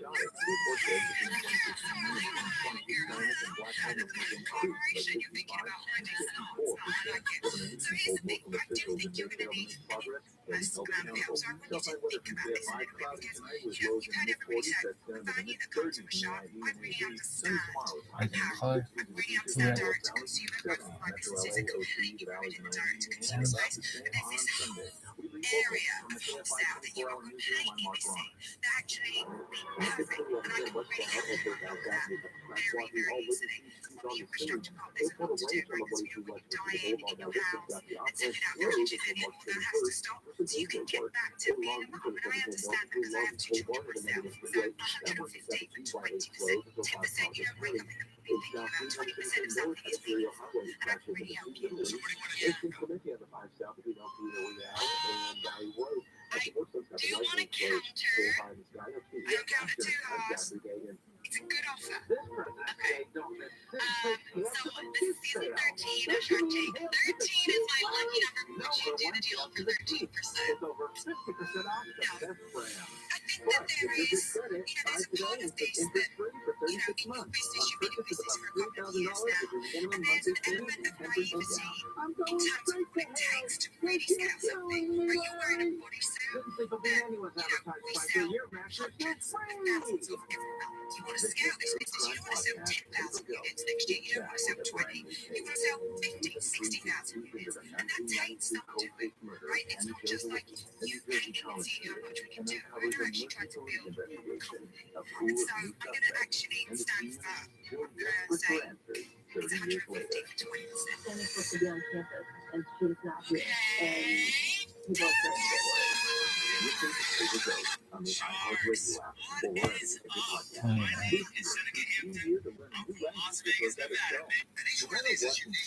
Beyonce. My remember Jason Punt retweeting you? Right now, get a lifetime unlimited subscription with forever access to all 25 of Rosetta Stone's RosettaStone.com today and save 40%. Bookmarks. Rosetta Stone, how language is learned. If your business has 5 or more employees and managed to survive COVID, you could be eligible to receive a payroll tax rebate of up to $26,000 per employee. That's real money. It's not a loan either, it's a refund of your taxes. The trick is getting your hands on it. Complicated, lots of red tape. So let me suggest going to getrefunds.com. Their team of tax attorneys are experts in the payroll tax refund program, and they've already returned $1 billion to businesses. And they can probably help you. No charge up front. They share a percentage of the cash that they get for you. And businesses of all types can qualify, including those that took PPP money and nonprofits. Even if you have increases in sales, you can qualify. To find out if your business does qualify, go to getrefunds.com, click on the Qualify Me button, answer a few questions, they start to work. Getrefunds.com. That's getrefunds.com. Nearly 3 out of 4 cardiac arrests that don't happen in hospitals happen at home. For American Heart Month, join the American Heart Association in an urgent challenge for one person in every home to learn CPR. Be the beat for someone you love when it matters most. Go to cpr.heart.org to access CPR resources. I like you, period.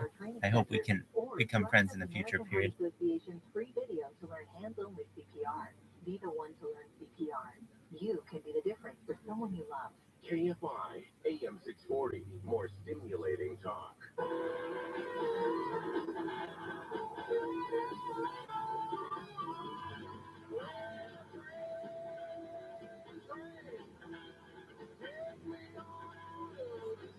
That was...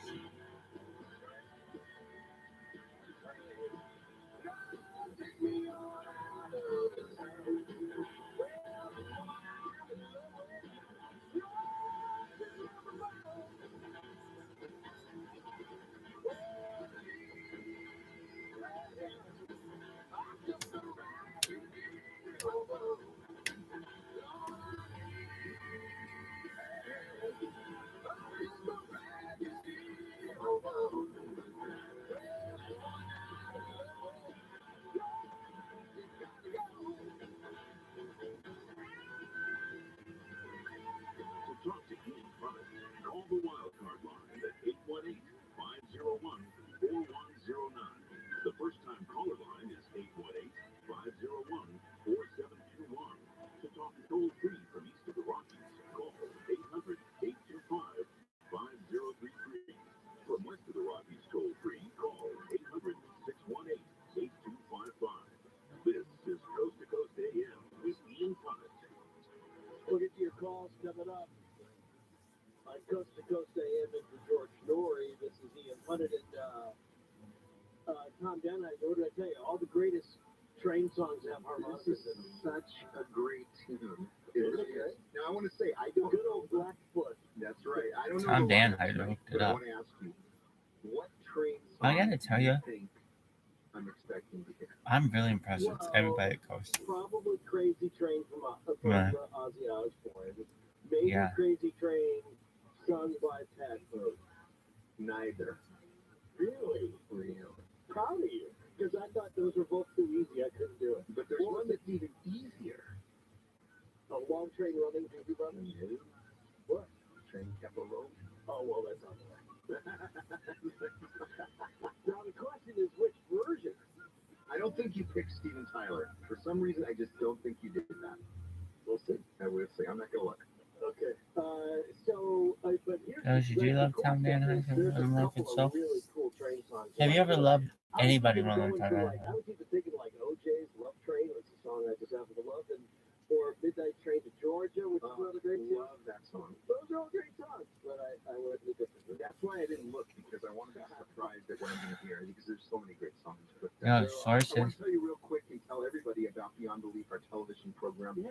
And the website I remember when you were beyondbelief.com, and we've revamped the whole website. So if you go there and check out the landing page, there's some free videos, and there's a 7-day free trial. And when you take care of the trial, that gives you access to all the Beyond Belief shows that we've done, plus all the videos that are on the Gaia Network. So it's pretty cool.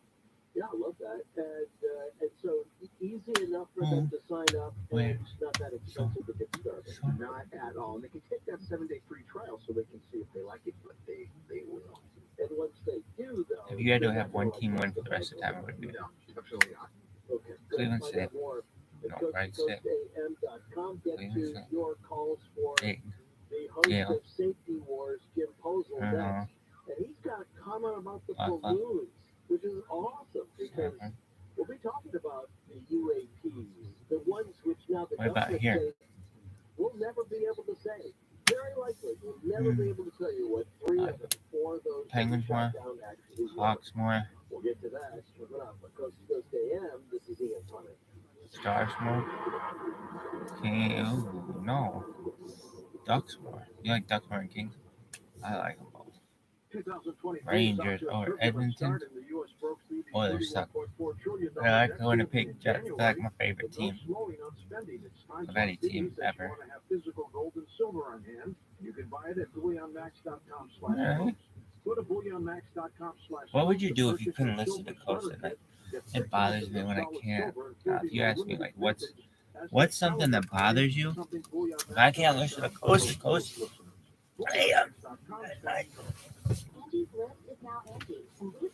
who's gonna, Bigfoot's gonna get me. We're gonna keep the ocean. We're gonna look out for who's been mad. Alexandria, Virginia, Cornelius. What have you learned about Cornelius? Well, kids, he's guns, God, and real people, real stories. I have bruising God, all over my arms. 3 weeks after I was on the carnivore, I noticed I was looking at my arms and I said, gee, I don't have any bruises on my arms, and I'm always full of bruises. I can't put my finger on it, but I do. So I said, gee, I don't have any bruises on my arms, and I'm always full of bruises. I can't put my finger on it, but I know something's happening. I have to tell you, guns, gold. God, guns, gold. God, guns, gold. Butter, beans, gold.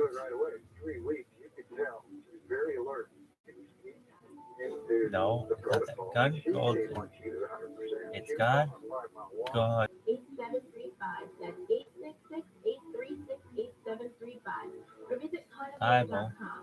That's CARNIVORA.com.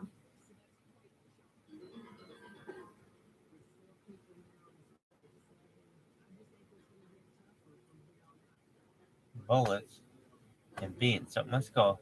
God, guns, and gold. Is Bible, just the host of bullets, and beans. Wars, but also I'm a God, guns, and gold, Bible, bullets. Oh my God. I can't believe it. You were Cornelius. Oh, right, sure. That's phenomenal. A couple of weeks ago, Trump released the old Martell show. And I knew it was in the mid-90s. I started to listen. And the first show that I heard was released a couple of weeks ago. And it was June of 1990.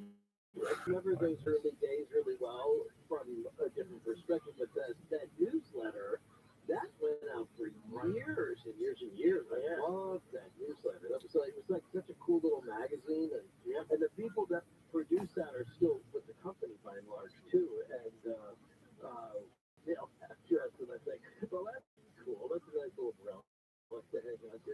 All right, so you have a thought? Because coming up tomorrow night, we've got the paranormal detective Greg Lawson's going to be talking about these balloons, and he's an expert in Roswell amongst other things, and I'm just curious about kind of what we see as the similarities in the way that the government is talking about these balloon shoot downs versus past stories. But you have a thought on this? Yeah, two thoughts. One based on just what you said. The official policy of the government during any of these disasters is to keep everybody calm. And that goes into everything. Keep everything calm, and things will blow over, and hopefully the controversy will go away. That didn't happen with the UFOs, if you haven't noticed, right?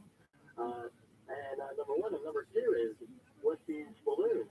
Now that this is publicized, and you can go anywhere on the internet and order balloons, weather balloons. They're relatively cheap.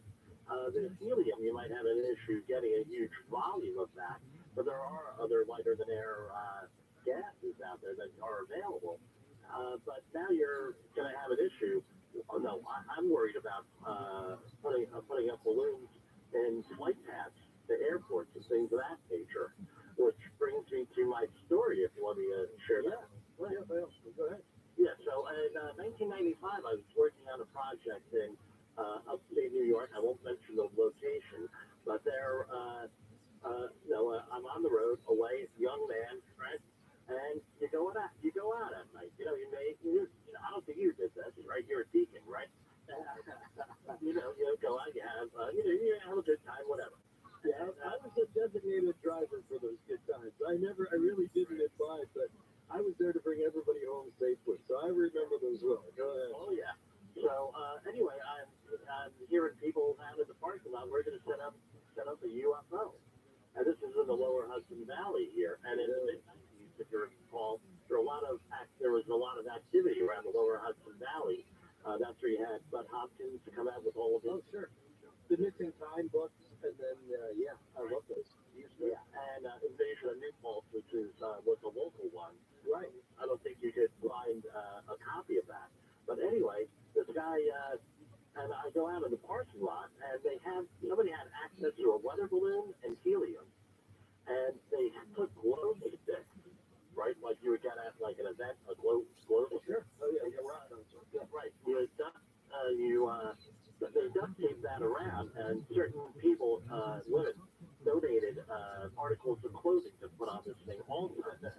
And they launched the thing up. They said, watch, we're going to make the news again.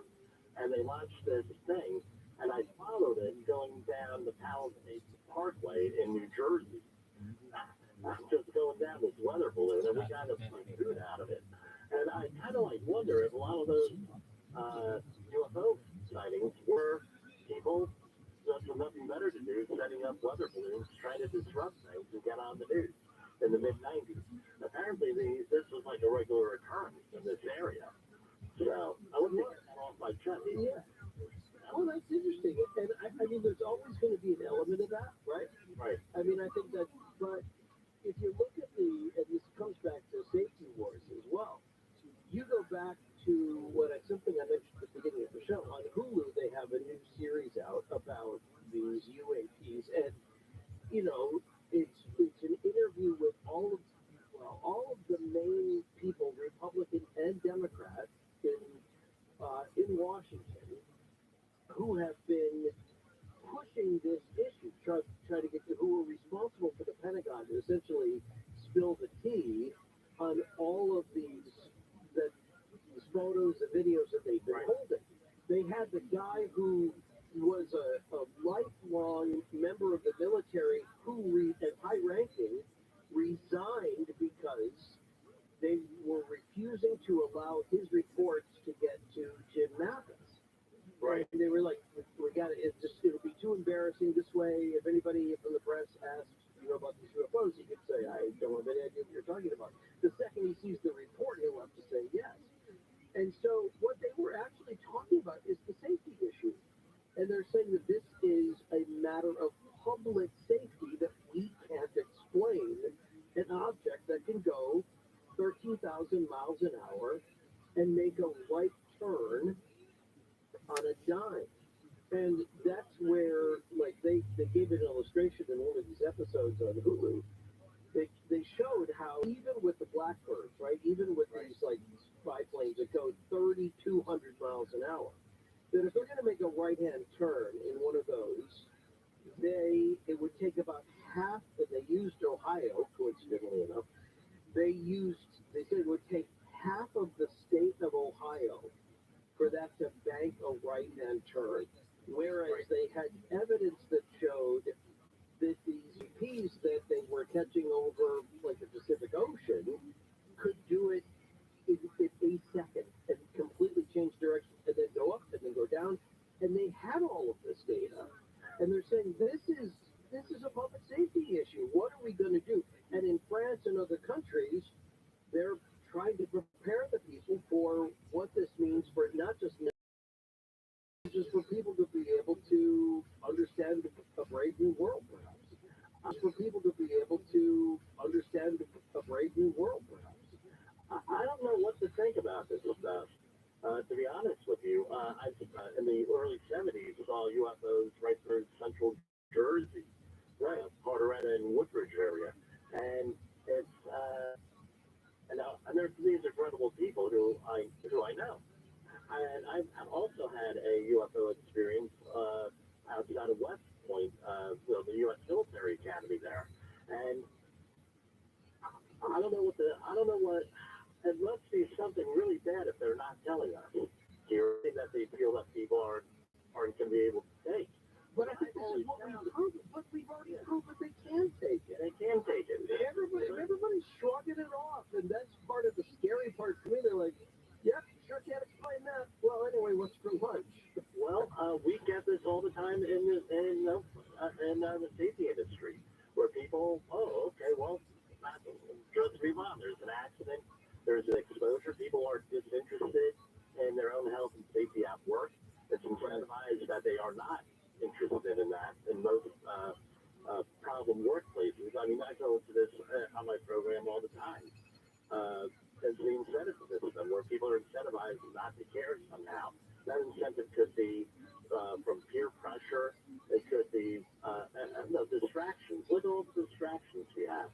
Between the internet, smartphones, illicit substances, legal substances, for that matter. What is illicit anymore? Let me grab. We got some people who want to talk to you, so I want to get them before you go. So, John is in Alberta, Canada, on Coast to Coast AM. John, how you doing? Good. You're talking to Jim Posel. Go ahead. How you doing, Jim? Yeah, I used to live for 12 years right across the road from the train tracks. And one day, me and my kids were walking, and one of my daughters picked up a rock as we crossed the train tracks. And the guy from the train yard down the road came over and told us not to ever touch those rocks because of what he called micro leakage. Right. Over time, made that some of the most contaminated soil, period. So I was just wondering on your take on that. So historically, we've had a lot of contamination along the railroad tracks from micro leakage, and I have articles here in front of me on that sort of thing, where valves aren't tied down enough, or things are damaged and leak, but also from chances are what they were worried about were heavy metals like hexavalent chromium out there, as opposed to the trivalent chromium that you get in the vitamin store, or hexavalent chromium, and that was all from the old coal locomotives, from the exhaust, and I think didn't only put coal in there. A lot of times those other things, and since the 1840s, 1850s, up until even today, not coal so much, but other stuff going on, and this stuff tends to accumulate. So that was actually pretty good advice that that person gave you. Is I would not, play necessarily, especially if you're a small child, along the railroad tracks for that reason. The other thing is you may get run over by a train. Yeah, well, but that's pretty scary though, because rain hits the train tracks like it hits anywhere else, and if there's something that's coating those rocks, again, that's going to go right into the soil. Right. So it's very what we call mobile in the environment. Yeah. With that, and that's just more stuff we don't know. Mike is in Canton, Ohio, on Coast to Coast for Jim Posel, host of Safety Wars. Go ahead, Mike. Hi, thank you. I have two things to share, and one as a question when I'm done.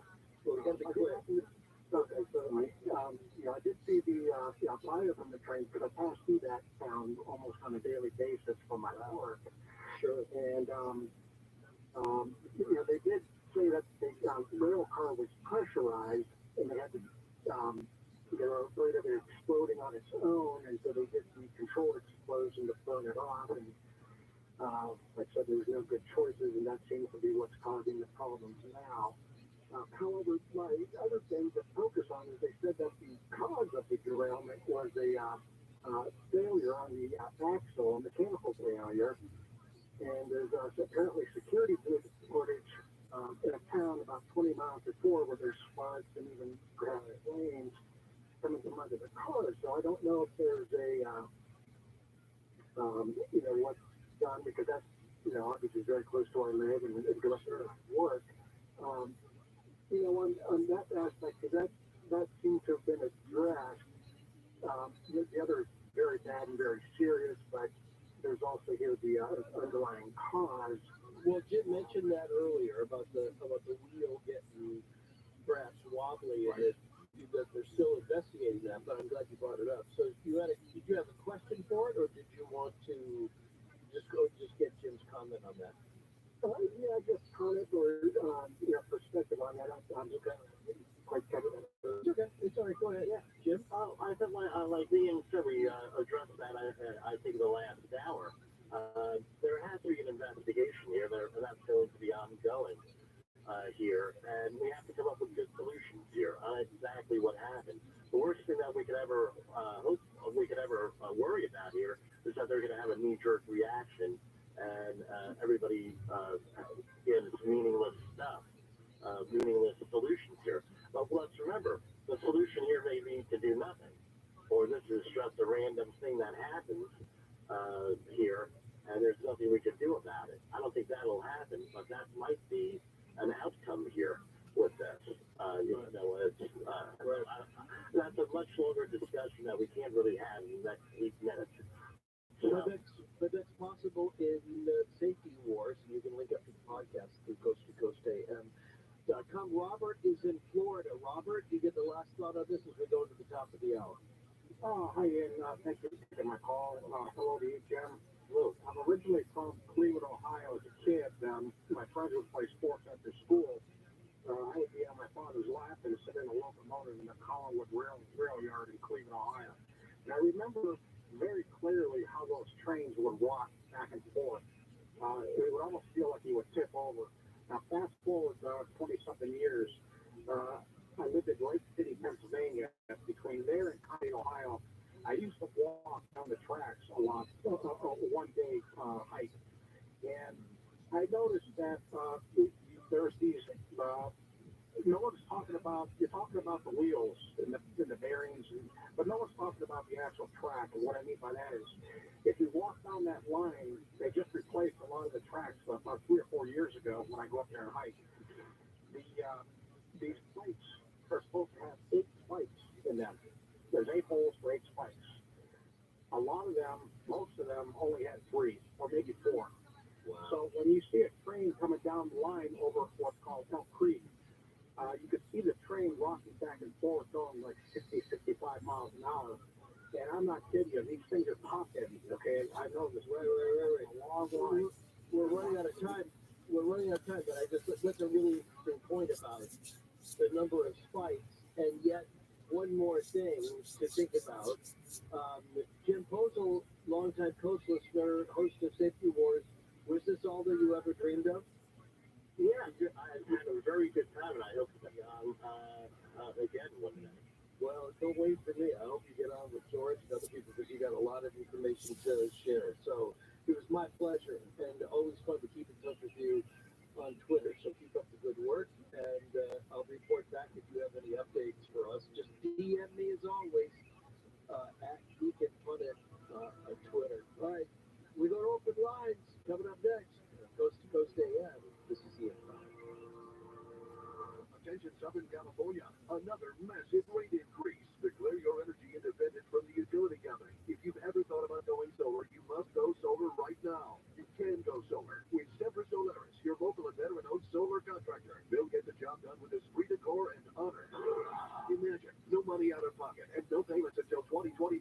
That's no utility bill and no payments all year. Keep your money in your pocket and go solar American style with Sempra Solaris. Worried about blackouts? Tesla Powerwall and Enphase batteries are in stock. Call 877-211-5591. Not sure about your roof? Sempra's an Owens Corning Platinum Preferred Contractor. Upgrade to Owens Corning 50-year warranty for free. Grab the 30% solar federal tax credit. $500 downloadable coupon, $500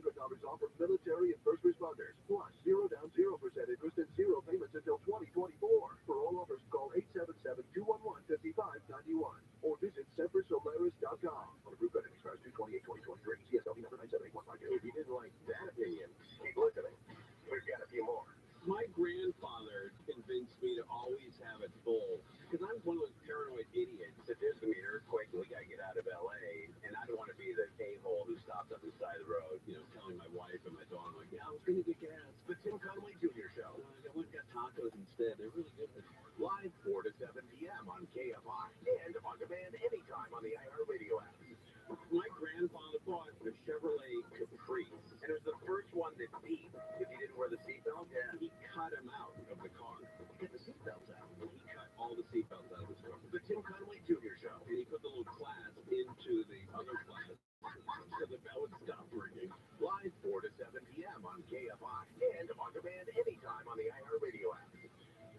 I mean, the hypocrisy is stunning. It's breathtaking on this. And even the most rabid anti-abortion group of people, how do you argue with a 10-year-old girl forcing her to go to term? Bill Handel, the 10-year-old.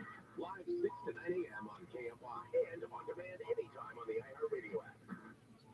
KFI And KOST HD2. Los Angeles, Orange County. Live everywhere on the iHeartRadio app. Hunt for a triple murderer. I'm Mark Bronner from the KFI 24-hour newsroom. The San Bernardino County Sheriff has identified the man wanted in connection with the triple murder in Montclair. Investigators are looking for 29-year-old Pete Renteria. The sheriff says Renteria is a family member of the 3 adults who were shot and killed late last month. A gun was found in a neighbor's backyard but has not been confirmed as the murder weapon. Court records show a guy with the same name, age, and location has a lengthy criminal record, including felony weapons charges. The family says in a GoFundMe post they're devastated by the loss and describe George, Sonia, and David Ramirez as devoted, compassionate, selfless, and kind. Corbin Carson, KFI News. California AG Rob Bonta has announced the first ever task force to look into wrongful convictions in the state. The Post-Conviction Justice Unit has been created to investigate issues like harsh sentencing and systemic racism.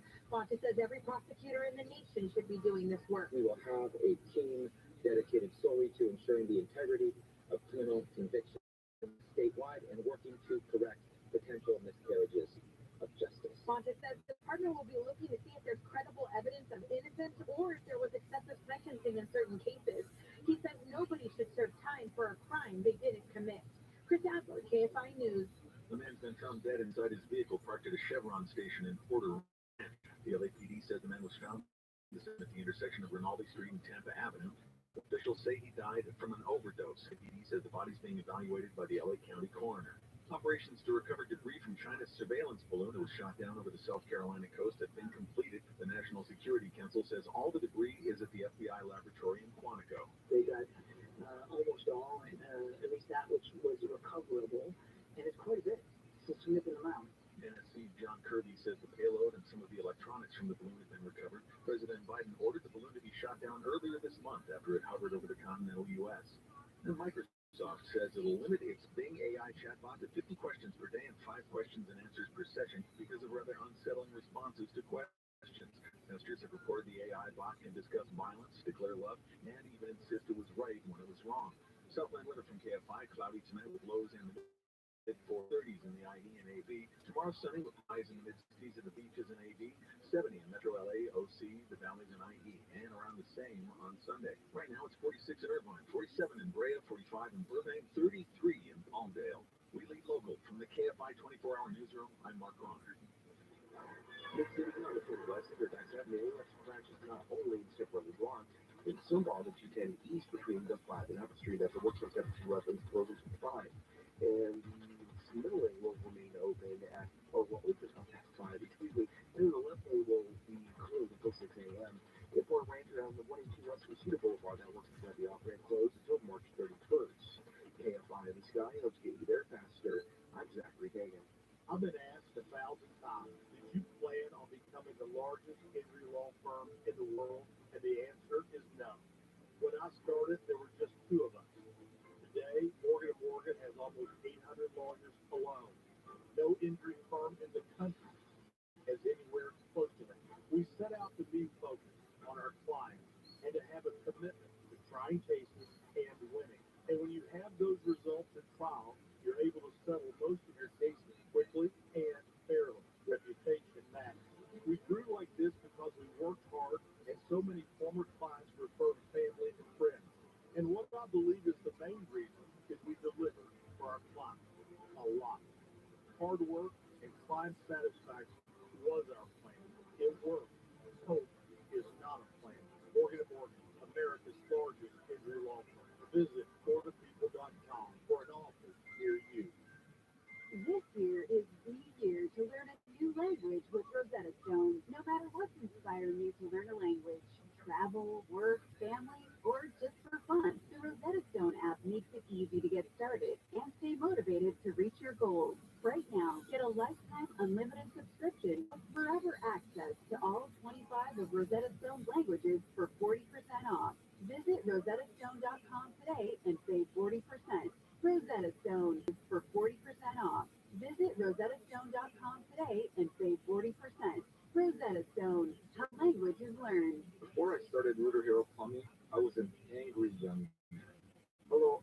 Coyan, founder of Rooter Hero Plumbing. I was angry because my dad died when I was 17 and he left me alone.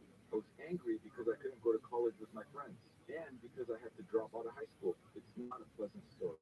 But as I grew older, I also grew up. I realized that my dad didn't leave me alone. He left me with values and principles that continue to shape my life. Dad said, be on time. He didn't like it when people were late. He taught me to be polite. It was something I lost, but recaptured along the way.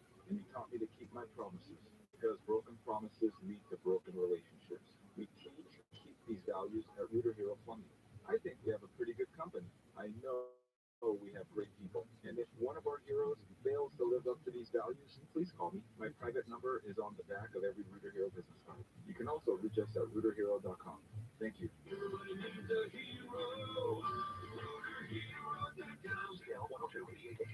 Fans of the hit TV show Scandal can now revisit every episode on Unpacking the Toolbox, the Scandal Rewatch podcast, hosted by the cast members behind Quinn Perkins and Huck. So, gladiators, grab some Gettysburger and relive Scandal's most iconic OMG moments. We would be in like 110 degrees in a wool coat. Yeah. I mean, the chafing that was going on in my pencil skirt, I deserve all the Acme Awards, people.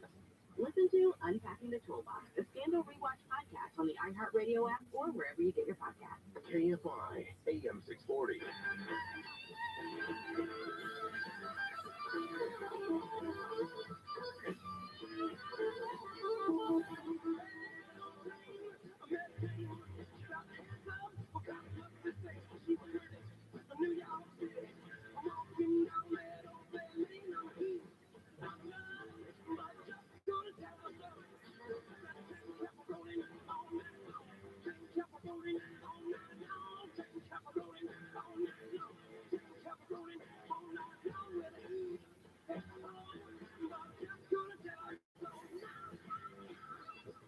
To talk to Ian Punnett, call the wildcard line at 818-501-4109. The first-time caller line is 818-501-4721. To talk toll-free from east of the Rockies, call 800-825-5033. From west of the Rockies toll-free, call 800-618-8255. This is Coast to Coast AM with Ian Punnett. There you go, Tommy.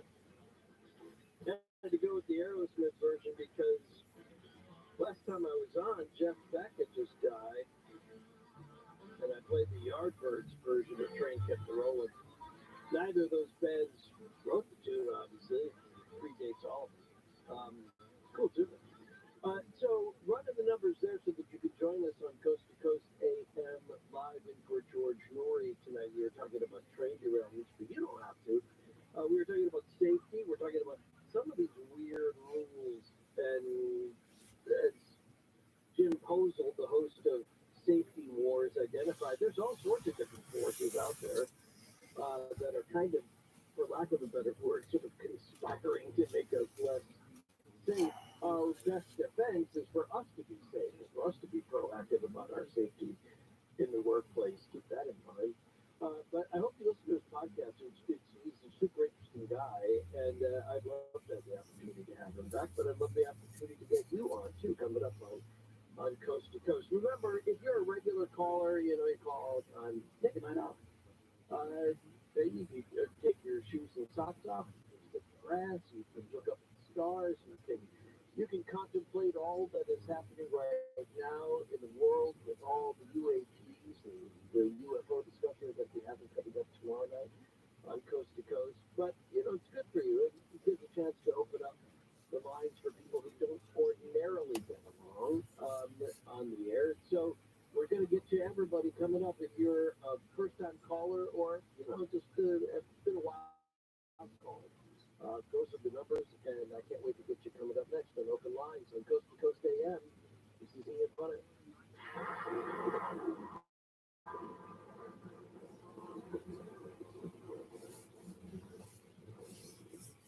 Real people, real cool.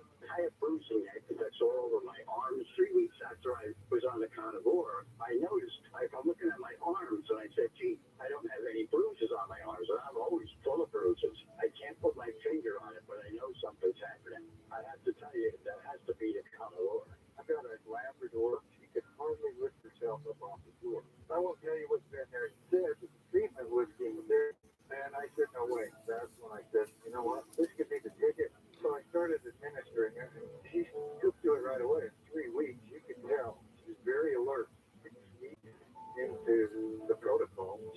like she is 100%. She was going on a 5-mile walk. I'm like, my goodness, she is just like prime again. Call 866-836-8735. That's 866-836-8735. Or visit carnivore.com. That's CARNIVORA. Wireless plan. Their award-winning 100% US-based customer support team makes switching easy. You can keep your phone in number with no contract or activation fee. They offer unlimited talk and text with a flexible data plan starting at just $20 a month. You can easily add your family and friends to your plan for just $15 a month per line. Never worry about dropped calls. Consumer Cellular has the exact same coverage as the major carriers to over 99% of the nation. This is all backed by their 100% risk-free guarantee. Join the millions of others who have switched. Go to consumercellular.com/radio25 and for a limited time, get $25 off when you use promo code radio25. That's consumercellular.com/radio25. Promo code radio25.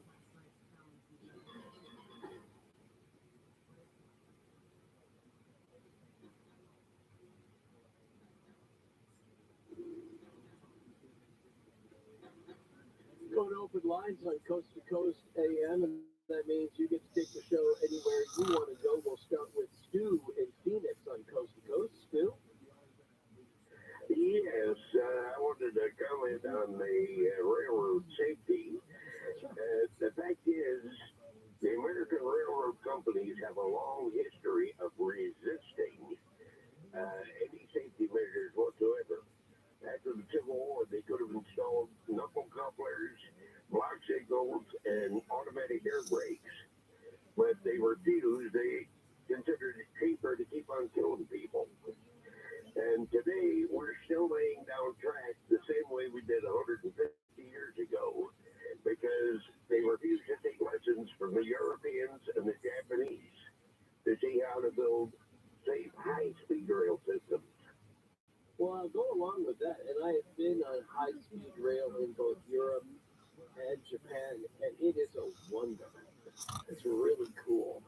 And but tell me, you sound like you studied this a little bit, and I agree that, like a lot of industries, you know, they don't want government regulation, and they just say, well, we'll do it, or we say that that's too expensive, we can't afford it.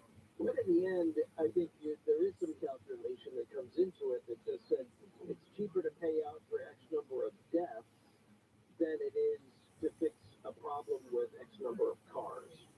And that's tragic. In the 1880s, it took an act of Congress to force the railroads to adopt all these safety measures. Yeah, well, they may be inviting more regulation now. But so far, even when they do have regulation, and it's a point I was making earlier, they kind of find a way, I think, to get around that. Maybe that comment is too early, but we'll see what comes out of this report from East Palestine, Ohio. Wildcard line Super is in Los Angeles. Did I pronounce that correct? Yeah, hi, this is my first time with you. Yeah, good to have you. I hear an interesting comment. It's not about the railroads, but we heard a story on KTLA about the food is Tesla on fire. And firefighters spoke about it. He said that a regular gas car is 700 gallons of water, but an electric car is 1,400 plus gallons of water to put the fire out. Plus, not guaranteed that the fire is out. And my other comment was that my friend in Florida had knew somebody that, you know, they got hit by the Hurricane Ian, and their battery just got saturated with that salt water, and it's ruined forever. I mean, I'm all about choice and gas, alcohol, tip oil, whatever you want to pump in your car. I found that really interesting that it costs more gallons of water and more manpower to put out an electric fire in a battery car, and it's harder to get the person out too. Yeah, no, I think this is really interesting. So, in general, when new innovations come along, frequently we use old systems to accommodate the new inventions. And so that is a great observation. there are some other examples too, even of like food that we eat and other things where it's more expensive to produce it at first, but the more consumers take to it, then the lower the price goes. So maybe there's some innovation that needs to come along for these electric cars. That's a really good point. I hadn't really thought about that. And gallon-wise, yeah, I don't know. That makes perfect sense too. And I hate to think that seawater and other stuff hasn't been covered by insurance, because that would seemingly be the way that should be done. But yeah, I mean, I'm good with choice up to a point, and then at some point, we have to be careful about the commonwealth, and what we're all drawing the water from the same aquifers, and large parts of the United States are already affected by some of these chemical processes, which local communities say, well, this is great for us, but if it reduces the life of an aquifer by 1,000 years or something like that, then it can start to affect all our lives, and that's kind of scary too. Good point. Thank you, Super. Catherine's west of the Rockies in BC on Coast to Coast AM. Catherine? Hi, Ian. I'm curious, very curious to find out where you got that thing about eating Canadians first. I made that up because I don't know why. I was just playing around one night, and we get a lot of calls from Canadians, and they were touting the superior healthcare system. And so I was saying, well, then you are tastier. And that's why we should eat the Canadians first, because they're in better health. And they're not as sinewy and fatty as we are. And I thought, well, that's if you're going to brag about how much better the Canadian health system is, that might make you more susceptible to aliens that are coming down for a morsel. Good point. That was the only point. Yeah, that was really my only point. I just thought it was funny. And then Canadians have, sometimes, not you, but sometimes Canadians have a way of talking about us like we're some sort of weird science experiment in the lower 48. And so, I will never talk about Canadian politics. I don't know anything about Canadian politics, but other people from Canada seem to feel like they've got a voice in our politics. And so I once made a joke that it's Canada's like America's hall monitors. They're just looking at us, we're run too fast, and we shouldn't be running with pencils and scissors and stuff. So yeah. Is that fair? I had one other question. Sure. Blue algae, because I know there's a lot of chemicals that you're talking about seeping into waterways. And I know when they were cleaning up like a lot of chemicals in the water, like oil and stuff, there was blue algae that's starting to grow. And I wondering if you've done any shows on this. And it's been a while. So no. We're talking about the blue-green algae, right? Yes. It's toxic. It's highly toxic. Yeah. Right, and not just to humans, but to animals too. And so I don't know what the situation is there. It's been a while since we talked about it. You have a thought on that you want to share before I opine on something? Well, I know that they've been talking about it a few years ago, and it's all been hush-hush now, but they were fighting quite a bit around Vancouver, Victoria, around that. Right. So this is like even to the touch or to inhale, it could be devastating to certain people. Let's confine something to the East Palestine story from Ohio. They were saying almost like they were bragging about the fact that only aquatic life has died so far by the thousands, and there's no proof that anything on land has died yet. And I think that's where you look at some of the chain reactions of things like blue algae. You don't know, you can't really contain that. That's nature. And once you knock over that first domino, it may be a long time before we understand where that goes. Are you getting that in Canada, the blue algae stuff? Well, like I said, they were talking about a few years ago, but I've never heard anything about it again. And we've had a lot of whales been back on again. This weekend's booked, but I'll be back on again in. I find that very interesting too. So that's a super good tip. I'm glad you brought it up. So thank you so much. Robert's in North Carolina on Coast to Coast AM for online. Robert? Yes, sir. Ian, my truck driving community and my coast community, they keep me very informed. And it's just ironic. I was been on the phone with about 3 different drivers trying to find out some information before I turn on Coast to Coast. We're talking about the train thing, and I don't know whether anybody has brought this up. What I was hearing in the trucking community about a Netflix movie called White Noise. It's set in Ohio, and what I was trying to find out from a friend of mine that lives up there, he thinks it was actually filmed in East Palestine, Ohio. I know online it's saying something about University of Kent and Cleveland area up in there.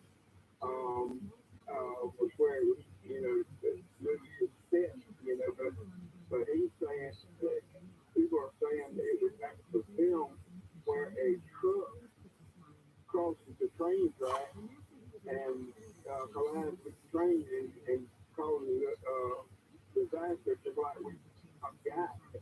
And the movie come out last year, 2022, and my friends are trying to say that maybe like Fox News was reporting to start with that it was called the Trump voters, and then it's just ironic what the name of the movie is. They're kind of wondering if somebody might have derailed the train because well, that's that next weird jump, right? Because so I looked it up while you were talking. Residents of East Palestine did work as movie extras during the filming of White Noise in their home state. The whole movie was shot in that part of Ohio. It does not specify that it was shot in East Palestine, but certainly near it. And that there are areas which, and I'm quoting here from an article in Salon, it looks uncannily like the real scene in East Palestine. The dark, purple-blue clouds that witness over farmland and pastures. This is really very compelling. I hadn't heard anything about this, so this is breaking news for me. You are 100% right. The plot is very similar. There are eerie parallels between Netflix's White Noise and this train derailment, although was the movie and the book based on a truck disaster, not a train disaster. Is that right? Right, that's right. Okay. The truck was carrying chemicals. Not about it. I had tuned in to Coast to Coast because I was trying to find out more information on it. And then when I tuned in to Coast to Coast, y'all was right. And I said, Lord, I don't know if anybody did anything yet, but I'm saying my buddy, I said it this up there, he lives about 50 miles from Palestine. He said that, it was filmed there, but I can't find nothing online saying that story, Well, closer to the University of Akron, parts of it were shot, I guess, near Baldwin Wallace University, Kent State University. But this is interesting. The real life, the train derailed in East Palestine, obviously, but it was close enough that the people from that town participated in it. I'm glad you brought it to my attention. I haven't seen it yet. It was based on a novel by Don DeLillo, I remember from the 80s. Have you seen it yet? No, I haven't seen it. I watched a clip of it, but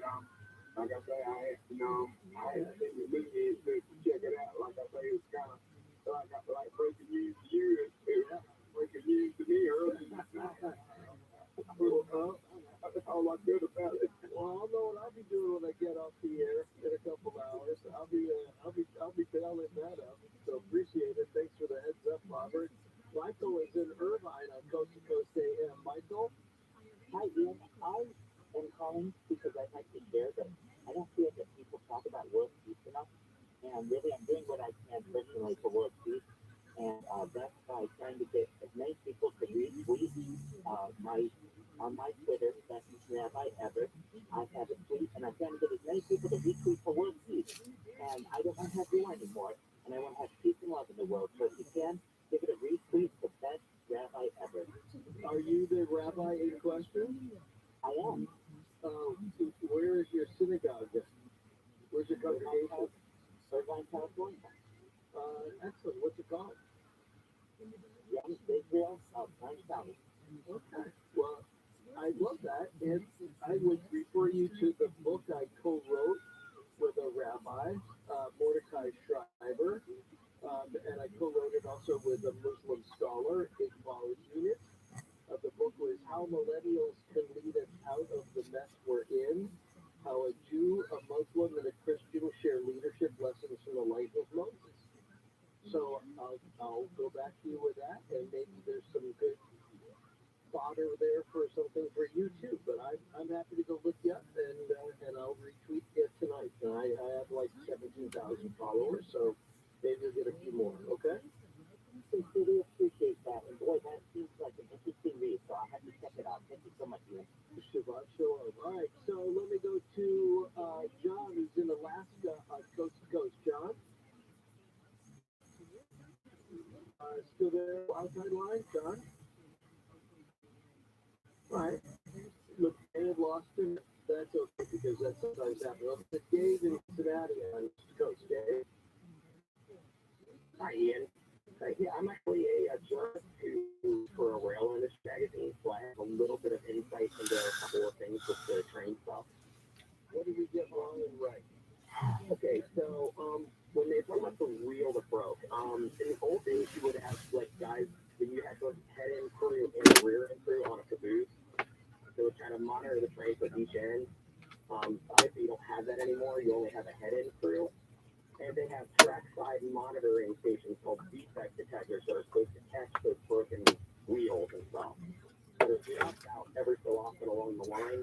But if it happens between one of those points, that detector won't catch it till it gets to the next point.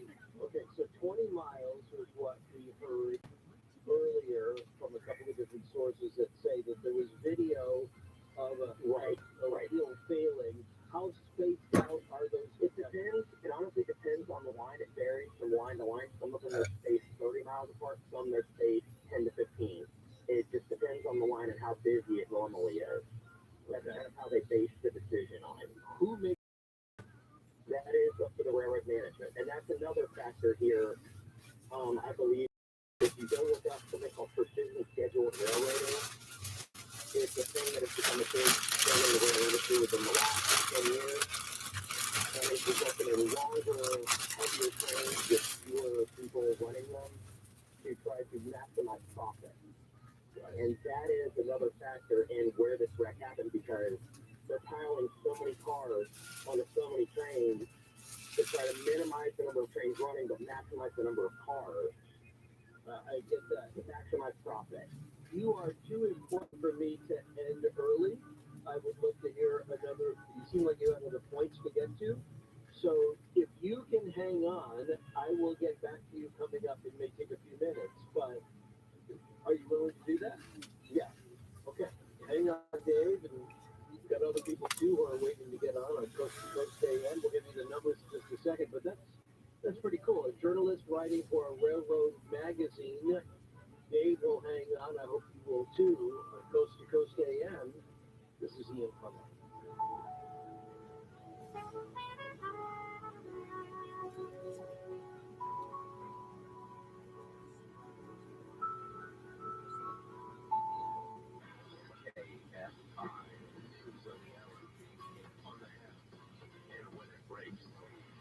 I'm Mark Warner in the KFI 24-hour newsroom. The investigators say the man wanted for allegedly killing 3 people in Montclair is a relative of those he's accused of shooting to death. The San Bernardino County Sheriff's Department did not specify how the man is related, but says he's wanted on suspicion of murder. The 3 family members were found to death in their home over 2 weeks ago. Their family says they're devastated by the great loss they're suffering.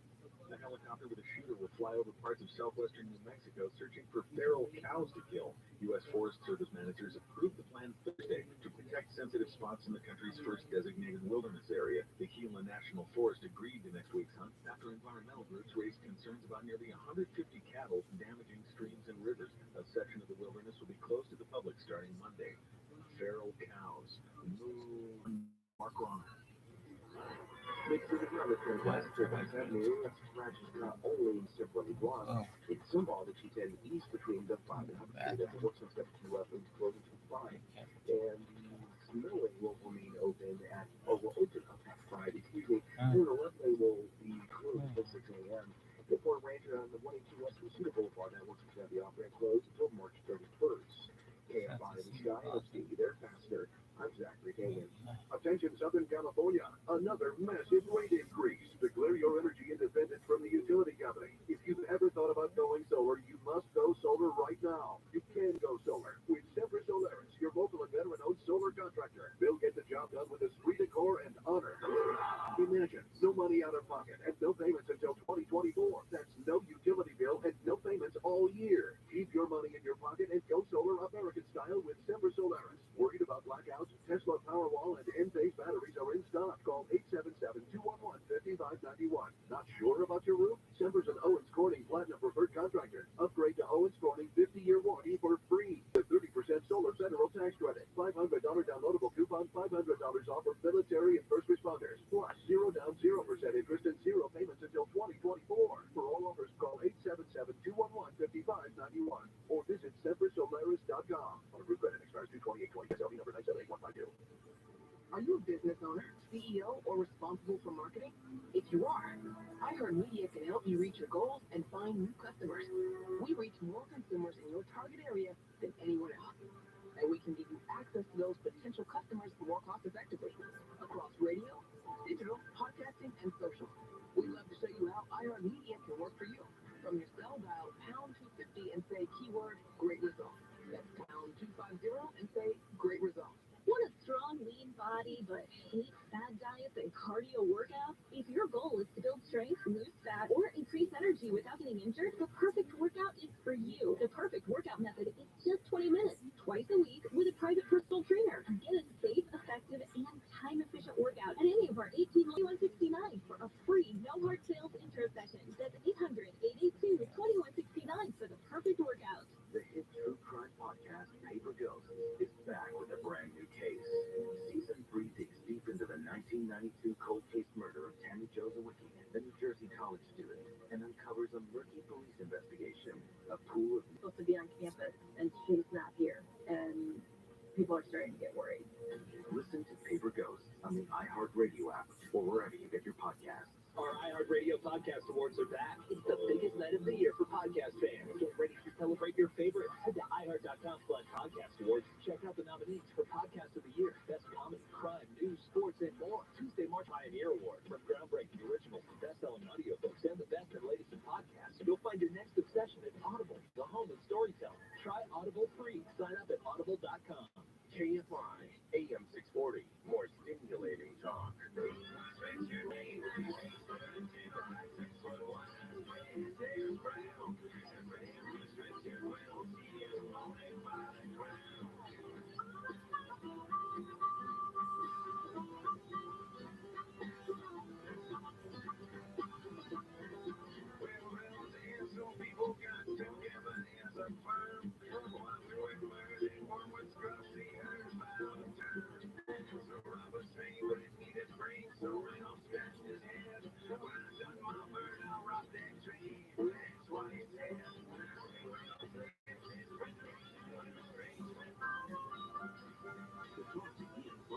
Call the Wildcard line at 818-501-4109. The first-time caller line is 818-501-4721.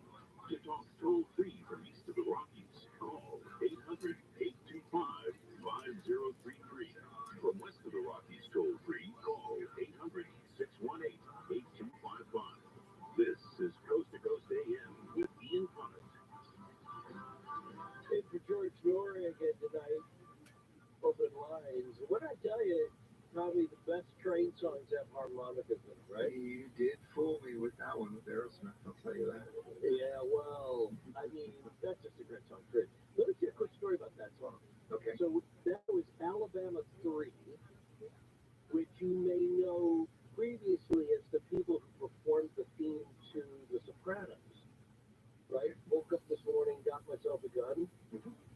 Okay, so so Alabama 3 is not from Alabama, they're from England. And Bruce, he's a legend. He was like Billy the Kid in England.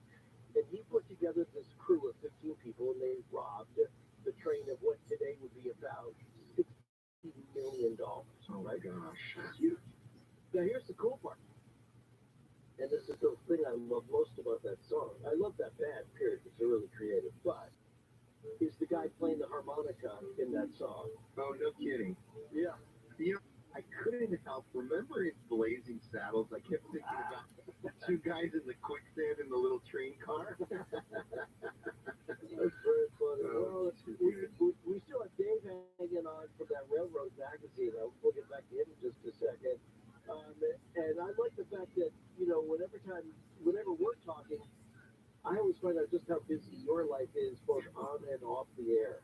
Yeah, we like to stay busy, and we're going to talk right now real quick about our live shows coming up. We have 2 of them so far. We'll probably do 2 more this year, but the first one is going to be, which I'm really looking forward to. I've never been to Sedona, Arizona. You ever been there? Oh yeah, many times. Yeah. Take the big Jeep tour, man. It's pretty cool. Somebody else told me about that just the other day. So we're going to be part of this big 3-day festival. It's the first time we're actually partying with this person.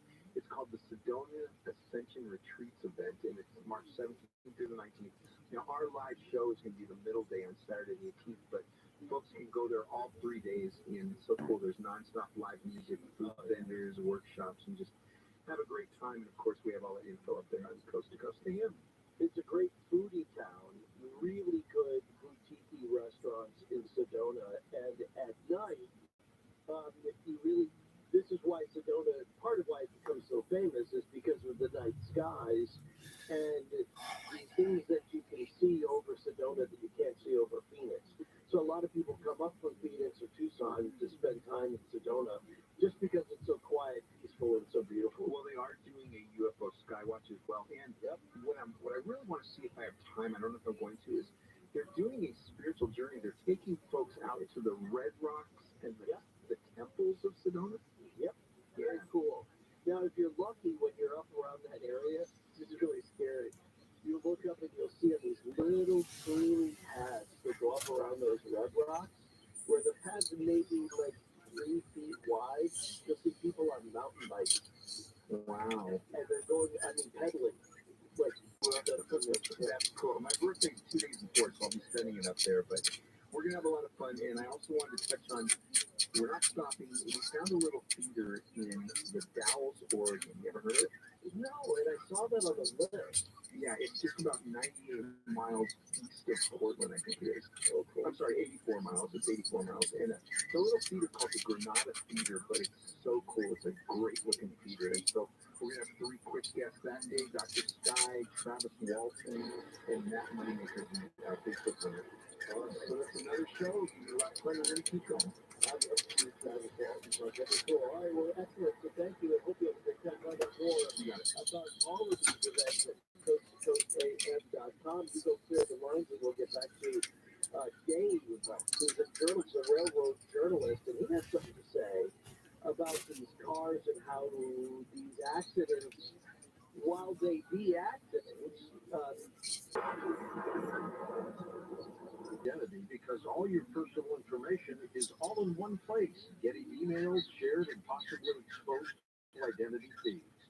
Tax forms can be like one-stop shops for ID thieves, which means it can be dangerously easy to steal your identity. Protection against identity theft is easier with LifeLock by Norton. LifeLock by Norton helps monitor your info and alerts you to potential identity threats. And if you do become a victim, a dedicated U.S.-based restoration specialist will work to fix it during tax season and beyond. No one can prevent all identity theft and monitor all transactions at all businesses, but you can make sure your identity theft protection starts here. Join LifeLock today. Save up to 25% off your first year. Call 1-800-LifeLock or go to lifelock.com and use promo code George. That's lifelock.com. Use promo code George to save 25% off. Lifelock.com. Tired of overpaying for your cell phone bill? Switch to Consumer Cellular and save up to half on your wireless plan. Their award-winning 100% U.S.-based customer support team makes switching easy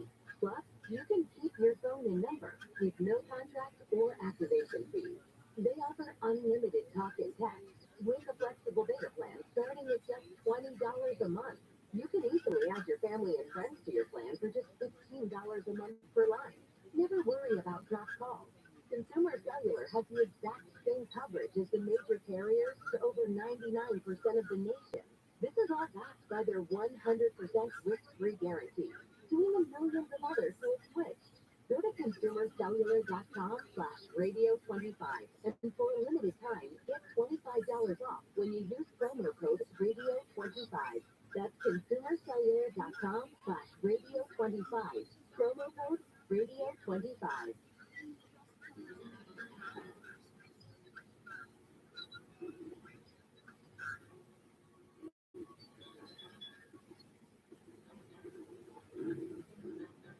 All right, so Dave, we were just talking about a couple of things before the bottom of the hour.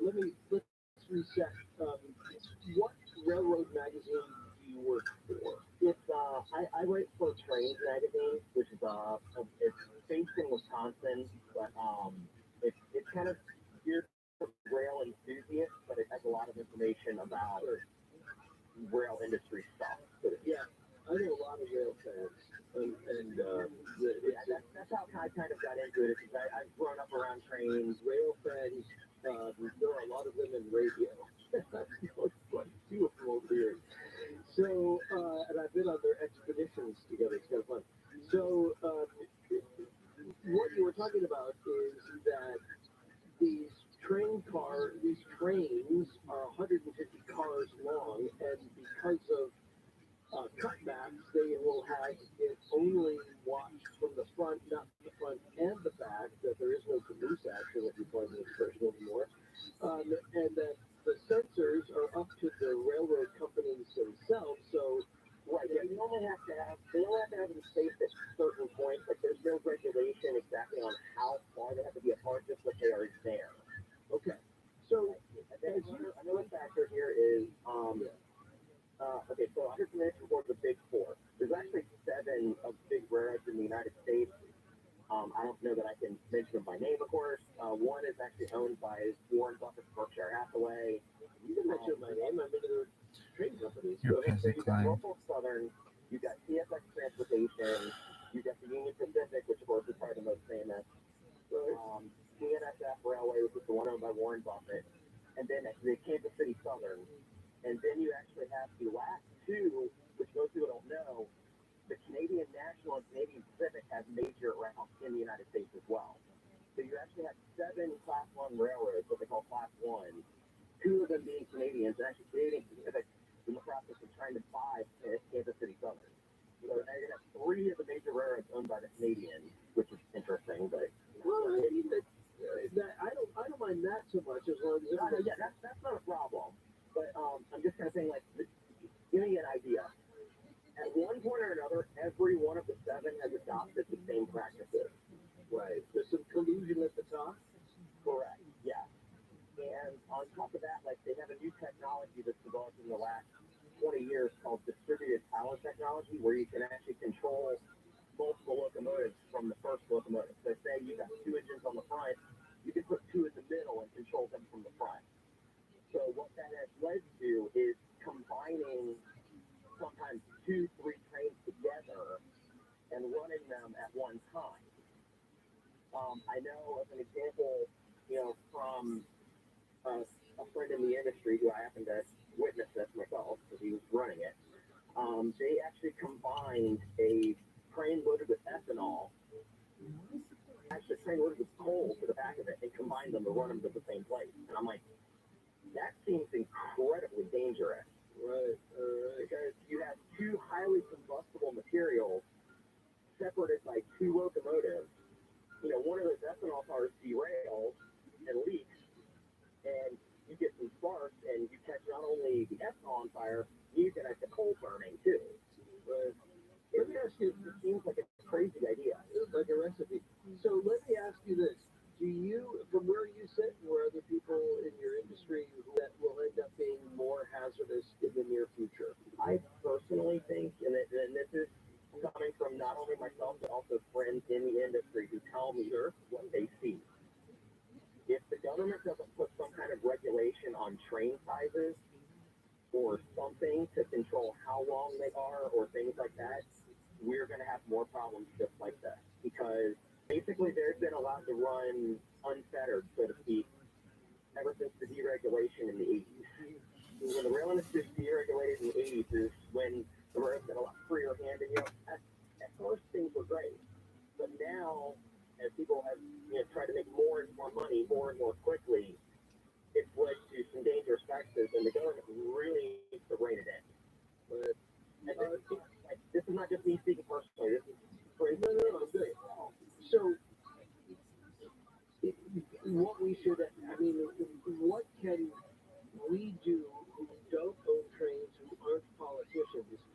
Can we then, for people who have these trains that have major tracks going through their neighborhoods, and unfortunately too, it ends up being oftentimes sort of the most rural, the least powerful.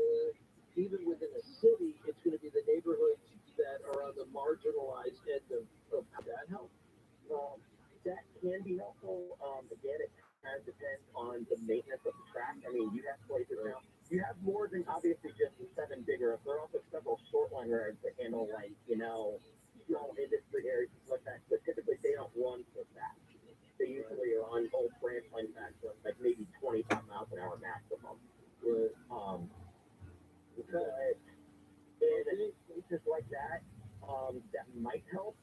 But I think the biggest thing that they need to do right now is to get some reining in on. I mean, if people live near the track and you're worried about it, I would call your congressman, your senator, and get them to lobby the Department of Transportation or something to start looking at this. Maybe might not be from what we've seen in East Palestine that the DAP really isn't monitoring. Secretary Buttigieg has not done really anything. We barely even seem to notice it. So somebody, and I'm not talking about trains, but now all of a sudden he's just not talking about it. It doesn't exist. It's kind of scary for my friends in the rail industry who are like, and that's another thing with this. I'm sure you remember the rail strike, the potential rail strike that was averted several months ago. Right. Some of the workers still feel betrayed by the administration because they didn't get the sick time and stuff. Because they're losing people, they try to define more and more with us. Yeah, I totally do. I will keep an eye on this, though. I think it's really interesting. And yeah, I don't blame people. You're supposed to be kind of the train president. And then the last guy also was the one that repealed some safety measures, which would perhaps.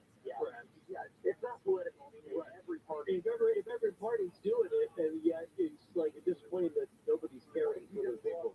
If you just look at the donations from the rail companies, they donate to both parties pretty much equally. Yeah. They buy them. They buy them out. They buy them out now. Hi, Ian. This Ryan. I've got about 20 years of experience plus working for DOT in different industries. My background is actually in engineering. I just want to make 3 quick points. Number one, about infrastructure. So my current industry I'm working in is actually in pipelines. So some of the things about pipelines are anything that's above $50,000 needs to be reportable. Well, in my previous work experience, some of the things I had seen were 30 derailments in a facility which were under threshold quantities, and they're not reportable. So, some of those things, EPA has risk mitigation planning for reportable.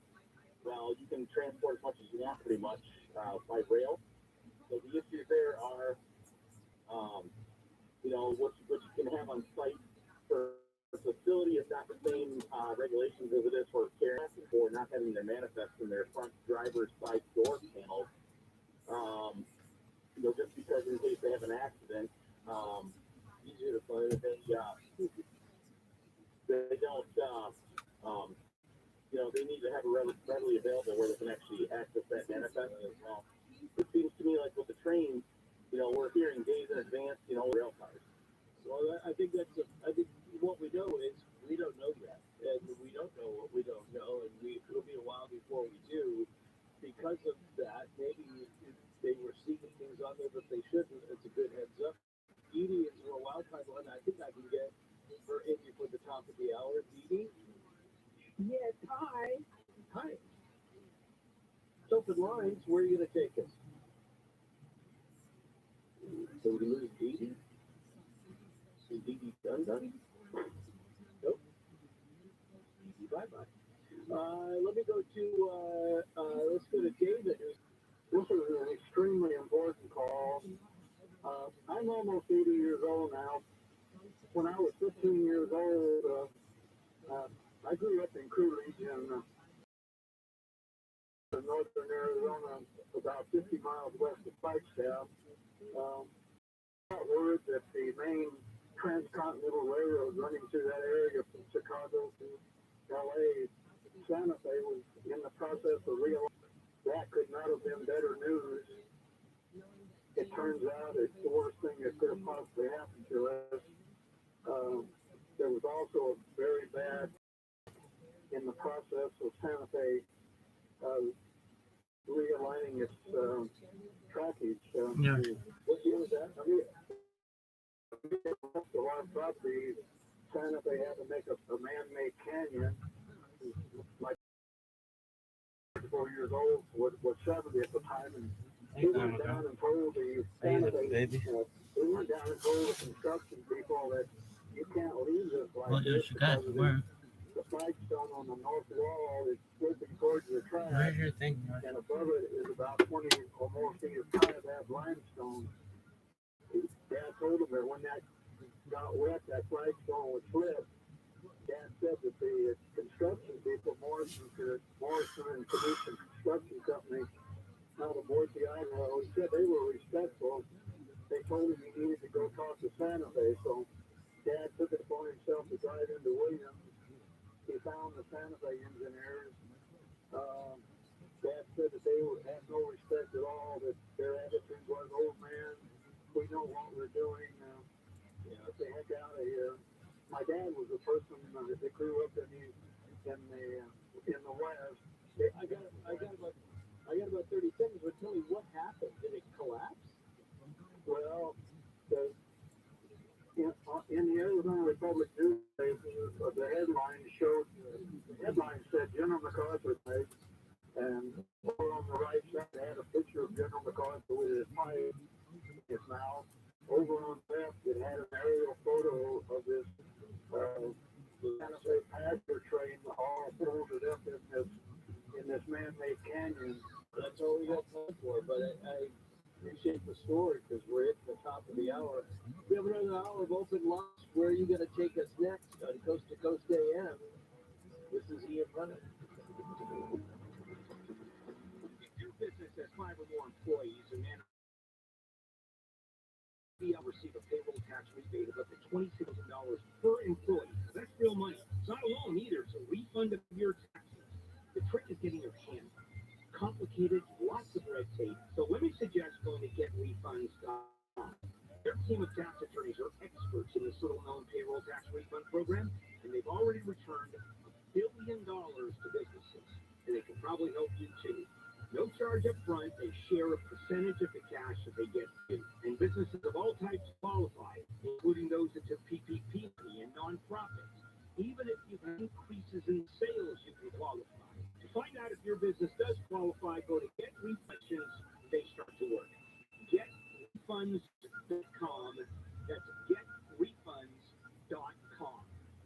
Keep your urine to yourself. Contain your urine. I don't know if you know how things bathrooms work, but pretty contained. No, that's not what Steve Gregory told me. He said it's a crime scene in there, like blood spatter. Well, he needs to do a better job of squinting his eyes when he walks in. You can see the fine details. Areas here. Like a hotel room in the daylight, you just can't look too closely. It's live 9 to 1 p.m. on Gay Demand anytime on the iHeartRadio app. This woman had a baby on an airplane. You know there's a bunch of a-holes on the plane going, I'll let you get a baby. If you just stay in your seat. No! The Tim Conway Jr. Show. Come on! It's the Starbucks! Live 4 to 7 p.m. on KFI. And on demand anytime on the iHeartRadio app. Your show. Come on! It's the Starbucks! Live 4 to 7 p.m. on KFI. And on demand anytime on the iHeartRadio app. The people in prison committed the crimes, period. And that's all that matters. Their color, their ethnicity doesn't matter. They committed the crimes. And gangs are in the business of crime. John and Ken, they don't do anything else but commit crimes all day. Live 1 to 4 p.m. on KFI. And on demand anytime on the iHeartRadio app. KFI, AM 640. I don't know what you're thinking.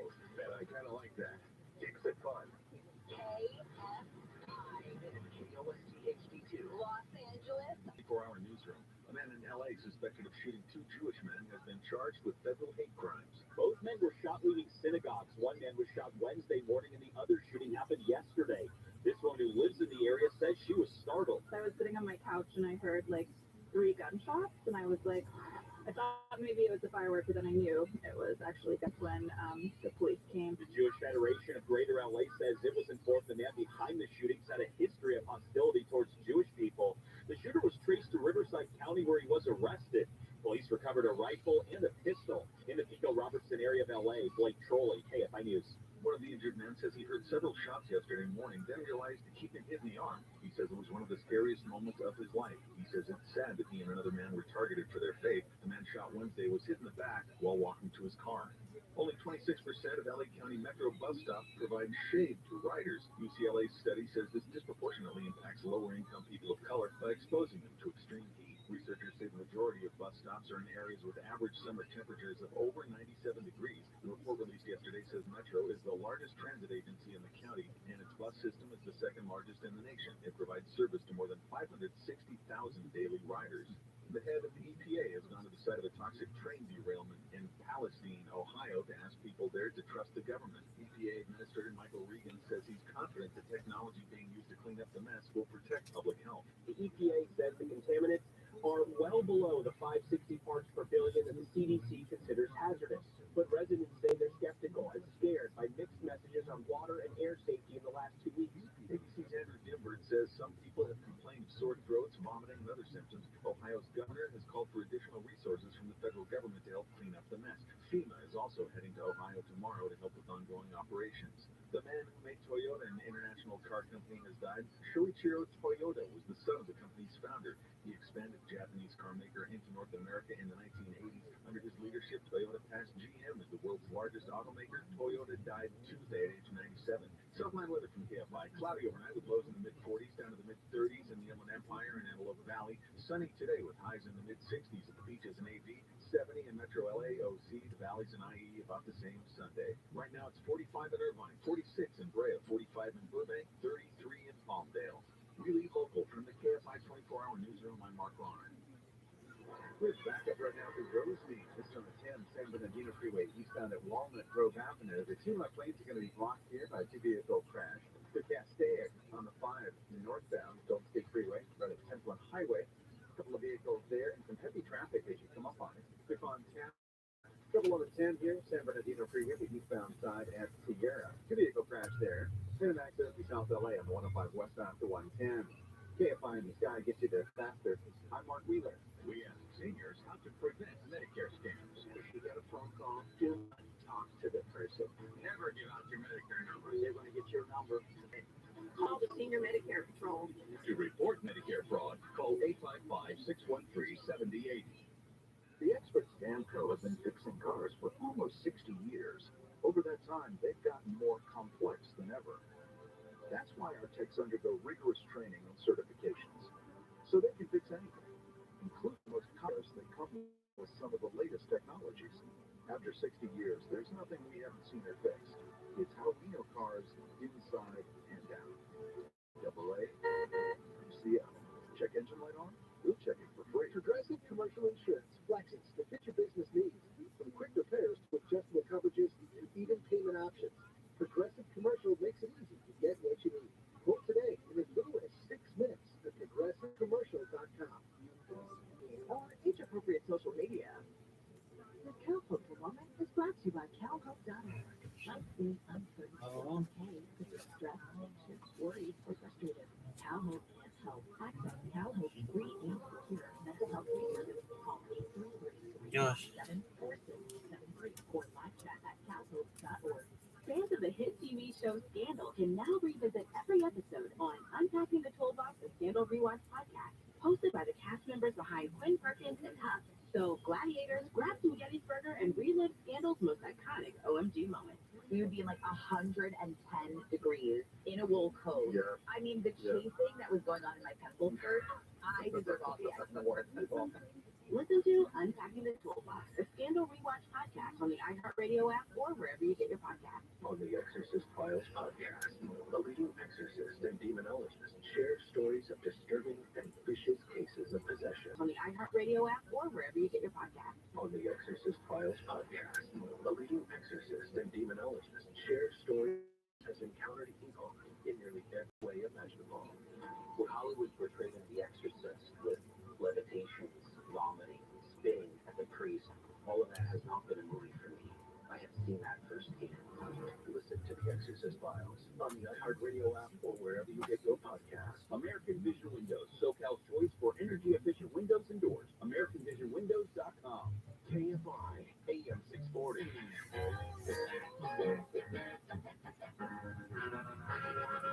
Well, I'm packing up my game and I'm head out west. With real women call me quickly, script for safe rest. Find a nest in the hills, chill like Flint. Buy a little drop top, kid rocking up and down your block with the bombs, the shots, and watch lots of clock. Buy a house with a flat range in the most. Then rock that, jumping down the road. Give a kiss to the sun, drink to the stars. Get rolled in the mix and talk about a bar.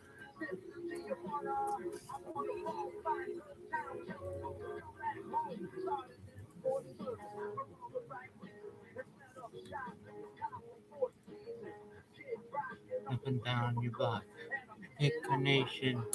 And is it green? Well said.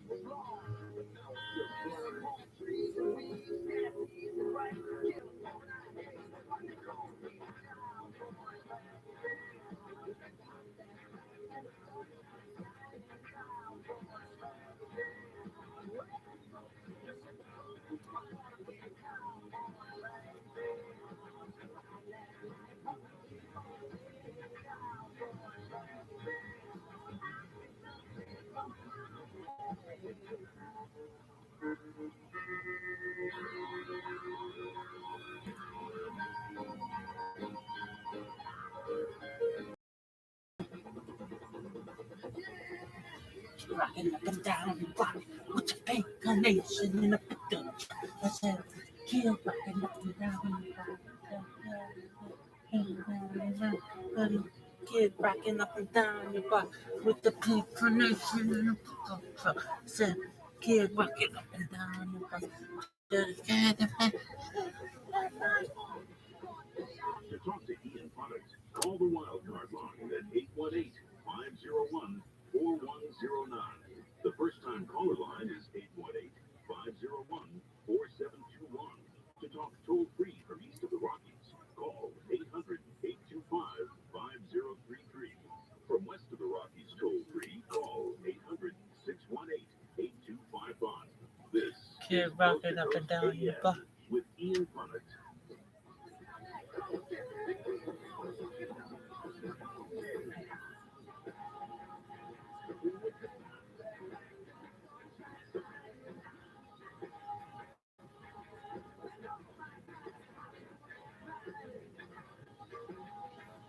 Can you hear me? All right, I'll take this. So sorry. We played a lot of Kid Rock there for a second because we had a major Yoshi. happen sometimes between Ryan and Kansas and Los Angeles. But every so Did you see this, Yoshi? there's just like this. It's like something on the line. Somebody's testing it, and whatever. Or if there's some local thing, I don't know, but it kind of went blank. And it was just as they were wrapping up the break, and it was just as they were going into the bumper. So sorry about that. Good thing it happened there as opposed to in the middle of a segment. So we all seem to be back to normal. Yoshi. Just completely, we were just cut off. We couldn't Just talk to each other, we couldn't hear each other. Yoshi. And we ran a little longer there. Cool, good to know. Coach AM, and okay, so we have a lot of open line calls to Are you done? and if you don't have an open line yet for you to grab, we'll make one for you coming up next. Coast to Coast AM, this is Ian Punnett.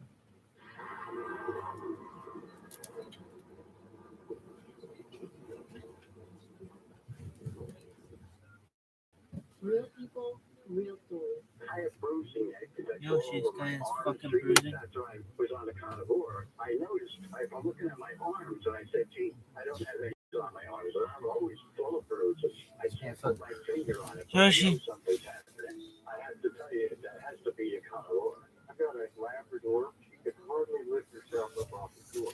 She was prime. Prime. She was prime. I fucked her in the ass. I flipped this dog in the ass. She's prime. She's prime.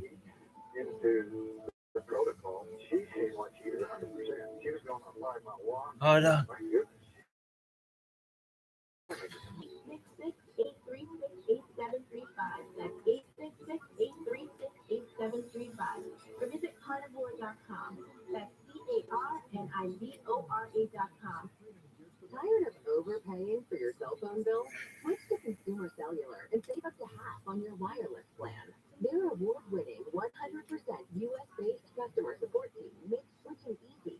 Plus, you can keep your phone and number with no contract or activation fees. They offer unlimited talk and text with a flexible data plan starting at just $20 a month. You can easily add your family and friends to your plan for just $15 a month per line. Never worry about dropped calls. Consumer Cellular has the exact same coverage as the major carriers to over 99% of the nation. This is all backed by their 100% risk-free guarantee, to even millions of others who have switched. Go to consumercellular.com/radio25.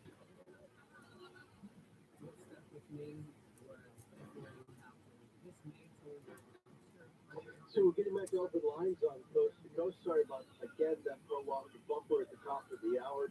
Couldn't be helped. But Michigan is where Ron lives on Coast to Coast AM on a wild card line. Ron?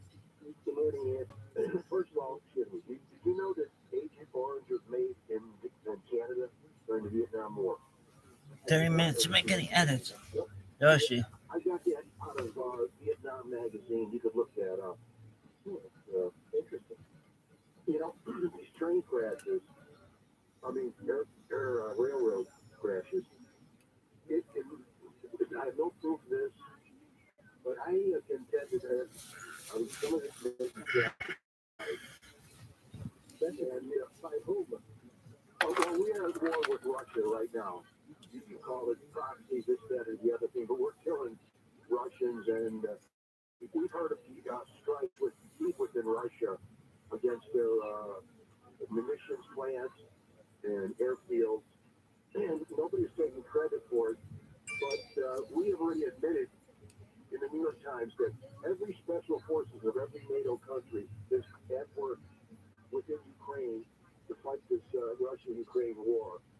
And I'll bet you, unless we capture one of the special forces, we won't know about it until about 5 or 10 years later, if we're still around, when they write their book. One day come, I hope to go to Kuwait and meet you, period. Are sent from Russia, and they may be posing as homos, they be just regular people blending with the. But they go to rural areas, and they know the railroad routes, they know the cargoes, and they strike. And it's why there? Why East Palestine? Why? It was a couple of reasons. Number one, it's remote. They think remote areas, but this one here, it seems like it has history because there was you're talking about a book that was written about it and stuff like that. And they may be. Yeah, but the book was written about a truck. Okay, so wait, hold on. But we know because we have a video that it was a wheel coming up. So are you suspecting that the saboteurs loosened the wheel on the train? Oh yeah. Like I said, they could be posing as railroad riders of America, hobos who have been infiltrated by Muslims and their special forces. And all you have to do is cause a little, in my opinion, a little deformity on the tracks, and that'll cause the wheels to start screwing up because of all the deregulation and low maintenance of the railroads, especially along the eastern seaboard, which goes back to the Civil War railroads. It's prime targets. All right. Well, I never thought about that.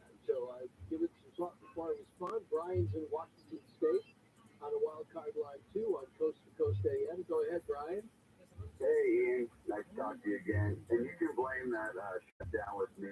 I'm the guy that turns off the street lamps and call. And that doesn't really, but at least we got stuck with Kid Rock. Yeah, that's all right. So, we're talking about trains, and I was telling Tommy I wanted to speak really quick about the Spain thing, but all this train talk, I have to mention it in my state, Washington State.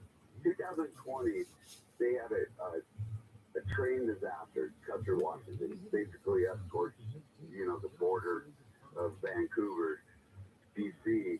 And what happened on that disaster was, it was very simple. They have, where all the trains connect, they're called coupler pins. And the only reason I know this, because where I work at Boeing, one of the great engineers split off, and he just got bored of Boeing, so he's engineering stuff, greatest switches for train tracks. So what happened in this 2020 disaster where they spilled, I think it was 30,000 gallons of crude oil, they call it coupler pins, where all the cargo hooks together, but that's also tied into the air brake. So you got an engine on the front, an engine on the rear, and at the rear engine you got a puller and a pusher.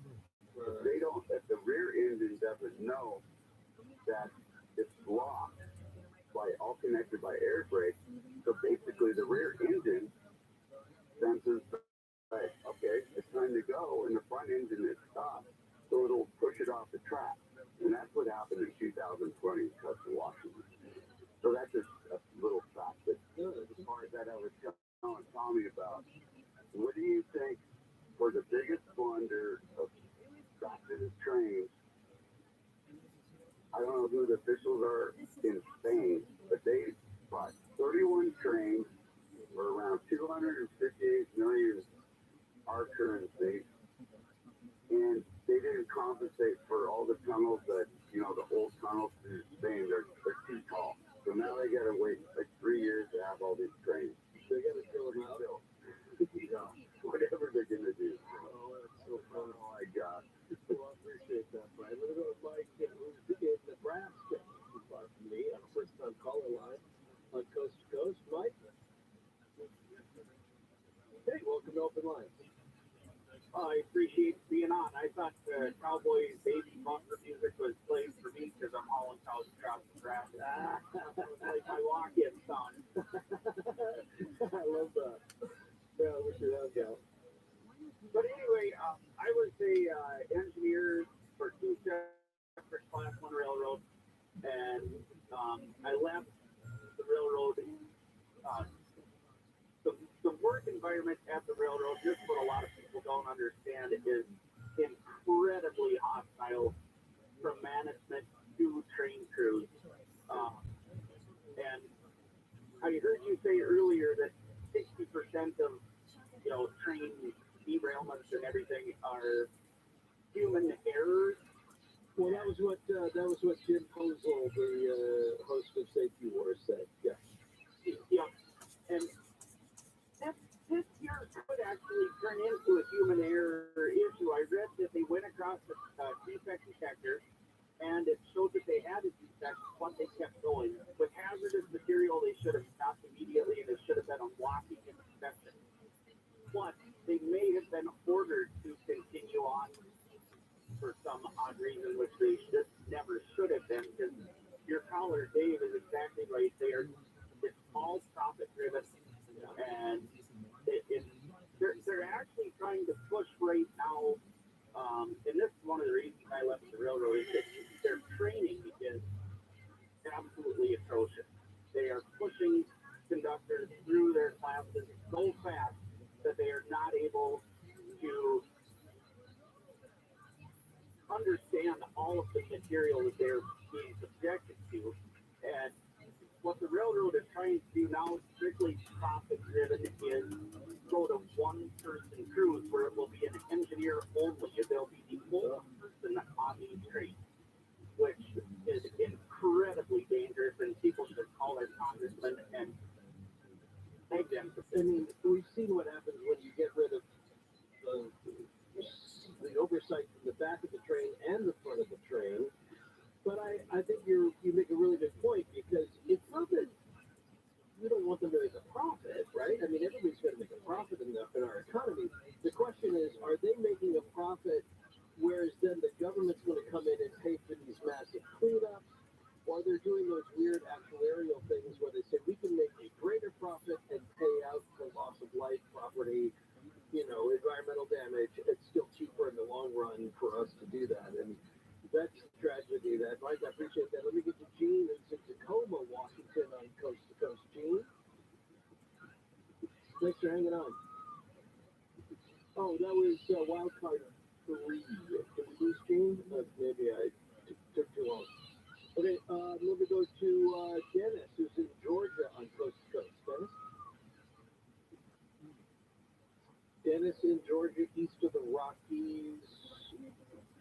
Ed, who's in New York State on Coast to Coast. Ed? Yeah, thanks for having me on. It's a pleasure. Worked all my life. Well, good. Well, we won't screw that up. Go ahead. I hope I don't lose my signal. I am a locomotive engineer. It's been 20 years. And everything that people are telling you about the hazards of a railroad company are true. There's a guy named Hunter Harrison who came in the industry many years ago, and he's the father of the railroading. If you slow a train down, if you slowly take their time, and they will make sure they feel them for the industry again. I've reported hundreds of locomotives, cars, tracks. In fact, one defect I turned in was a culvert going through a swamp. The main line was going over. Nobody expected it. 30 days later, I'm running a train down it, and I saw the culvert collapse right in front of me. I got the train over without derailing it. This wasn't the first time. I've turned in a lot of defects, and they talk about the detectors. They're mechanical, they're electronic. I'll give you an example. One night I was working in a rail yard. Mainline train was going through, and I heard a squealing noise. So I got on the radio and I called the crew to stop the train. Even though I couldn't see it, I knew something was wrong. The rear car had a handbrake on. Take my hole. The handbrake was tight. All 8 wheels were glowing solid and red. And the brake shoes were glazed, but they're still usable. Let the wheels cool. It was determined to let the train go. But that train had passed over 5 or 6 detectors at 175 miles, never tripped it. And a piece of metal hanging from a car went right through the cap of an engine, still a screen conductor. And the railroads are so dangerous, and it's all profit driven. I've met managers that they're almost insane. They're giving huge bonuses. Hunter Harrison, he was given $300 million to come to work for the railroad I worked for, and they hired 4,000 out of 14,000 people over 10 years. It was called corrective action. In other words, they train you the way they want you to think. I've had managers stand right along a locomotive, come out and do my daily inspection, and they're daring you to find a problem. If you do, it will make life miserable for you. They give what's called proficiency testing. You fail to make proficiency tests, you're fired. And I've been in a company hearing. As a matter of fact, I had a train with a lot of hazmat at a major terminal. Got on board the train, the paperwork wasn't correct. And I told them I needed the paperwork in order for you to move. And I told them it's violation of rules. And the train was delayed for 45 minutes. The company gave me a hearing at the kangaroo court. And they thought they had me. And the last thing I gave, you're asked to do the state. And you're asked to do a fair and impartial hearing. And I said, and I had a brief, and I registered a record, and I quoted federal law, which actually, the company's policy is actually funny. I walked, the only hearing I ever walked, I walked out, but I've had a target in my back all these years. And when they mentioned about contamination of the railroad, of the property, when I first started, I was working with a conductor, guards, he slipped getting on the side of a car to ride out cars. I went to the hearing. First I ever been to. The company asked me if I approved the accident report. I said, what accident report? I never saw no accident report. I was never interviewed. So I was company witness. They turned around, they gave me the report. They pressured me to agree to it. And I said, no, I don't agree to the report. Nothing that's true. And I said, you got the man for 6 violations of placement of the speed. Turn around. I looked at all the contamination of grease and creosote and oil and diesel fuel in the yard. Company official says, we're not talking about that. I said, well, there would be my hearing. They threw me out in the hospital witness. I was a company witness. You know, you speak to a bunch of things that I'm sort of playing catch up on, but I find it interesting. So let me ask you one quick question then that I mentioned to ask somebody else. Based on your experience, what would be your prediction about a major train derailment involving these hazardous chemicals, flammable chemicals, with creating a major loss of life in the near future in this country? Well, the caller before me mentioned about terrorism and all that. Yeah. It's not terrorism. It's black. Well, they've cut buttons to their Wall Street boys. It's black of eyes on travel. They don't want to hear it. It's human intel. It cuts into their bonuses. These people are insane when it comes to bonuses. It's unbelievable what they pay these managers to just ignore issues. And here's the other thing too: the FRA, the Federal Road Administration, they make these railroads. They try, and there isn't enough federal agents out there. There isn't. The fines are a joke. It's the cost of doing business. And like I said, it's cheaper to kill somebody than it is to fix the crime. So let me ask you again: do you think it's going to get worse? I think so. And this accident in Ohio, you might want to settle that with Chernobyl. All right. We'll have to leave it there. We're coming up to the bottom of the hour. You're not the first person who's drawn a comparison there. By the way, the guy he was talking about was Hunter Harrison. I had to look it up. He is passed back in 2017, but he had a pretty brutal reputation as a cost cutter. So I understand now better what he was getting at. Only half hour left. Let's make the most of an open line. Doesn't have to be about the railroads, could be about anything. That's the value of the open part. On Coast to Coast AM, this is the Hunter.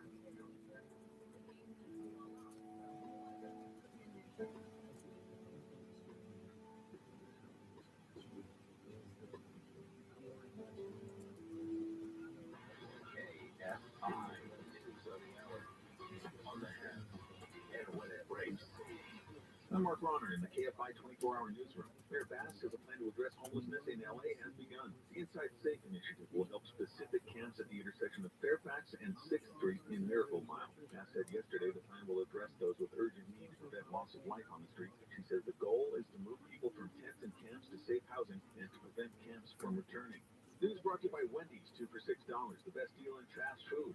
The object of Jerry Lewis's affection and the nutty professor has died. Stella Stevens played Miss Birdie in the movie. Among her many credits were The Poseidon Adventure and The Ballad of Cable Hogue in the 70s. She also worked steadily in TV in the 70s and 80s on shows including Wonder Woman, Heart to Heart, The Love Boat, Night Court, and Magnum P.I. Her family says she died today in L.A. after a long illness. Stevens was 84. Southland weather from KFI, cloudy tonight with lows in the mid-40s down to mid-30s in the IE and AV. Sunny tomorrow with highs in the mid-60s at the beaches in AV, 70 in Metro LA, OC, the valleys in IE, and about the same on Sunday. We lead local from the KFI 24-hour newsroom. I'm Mark Ronner. Heavy drive right now in Montana. On the 10, Simmerton Eagle Freeway, eastbound at Sierra Avenue. Right lane is going to be blocked off and some heavy traffic as you approach. 91 to Riverside, eastbound at Van Buren. You got a crash off to the right. As you make your way through the Morena Valley portion of 215 southbound Alessandro. Center lane blocked by a crash. CHP is cleared on a problem. They can't stay. It's on the 5 Golden State Freeway northbound at Templin Highway. Distance like delays. KFI in the sky helps get you there faster. I'm Mark Weaver. When you want the best deal on the best meal, choose Wendy's 2 for $6. Pick from Dave's Single, spicy chicken sandwich, 10-piece crispy egg, or a medium strawberry lemonade. Pair any two for just $6. Choose wisely. Choose Wendy's 2 for $6. Are you a business owner, CEO, or responsible for marketing? If you are, iHeartMedia can help you reach your goals and find new customers. We reach more consumers in your target area than anyone else, and we can give you access to those potential customers more cost-effectively across radio, digital, podcasting, and social. We'd love to show you how iHeartMedia can work for you. Get started today at iHeartAdvertising.com. That's iHeartAdvertising.com. I've been a small business person my entire adult life, and over the years, several HR issues I got nailed. I could never afford an HR person, but there's an answer, Bambi.com. And with Bambi, you get an HR person starting at just $99 per month. I thought this was too good to be true. This is real.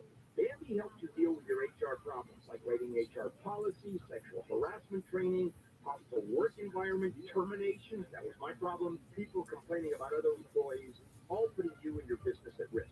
With Bambi, you get access to your own dedicated HR manager available by phone, email, real-time chat. Go to Bambi.com, type in KFI under the radio drop-down when you sign up. Bambi.com, that's KFI under the radio drop-down. I want the credit, please.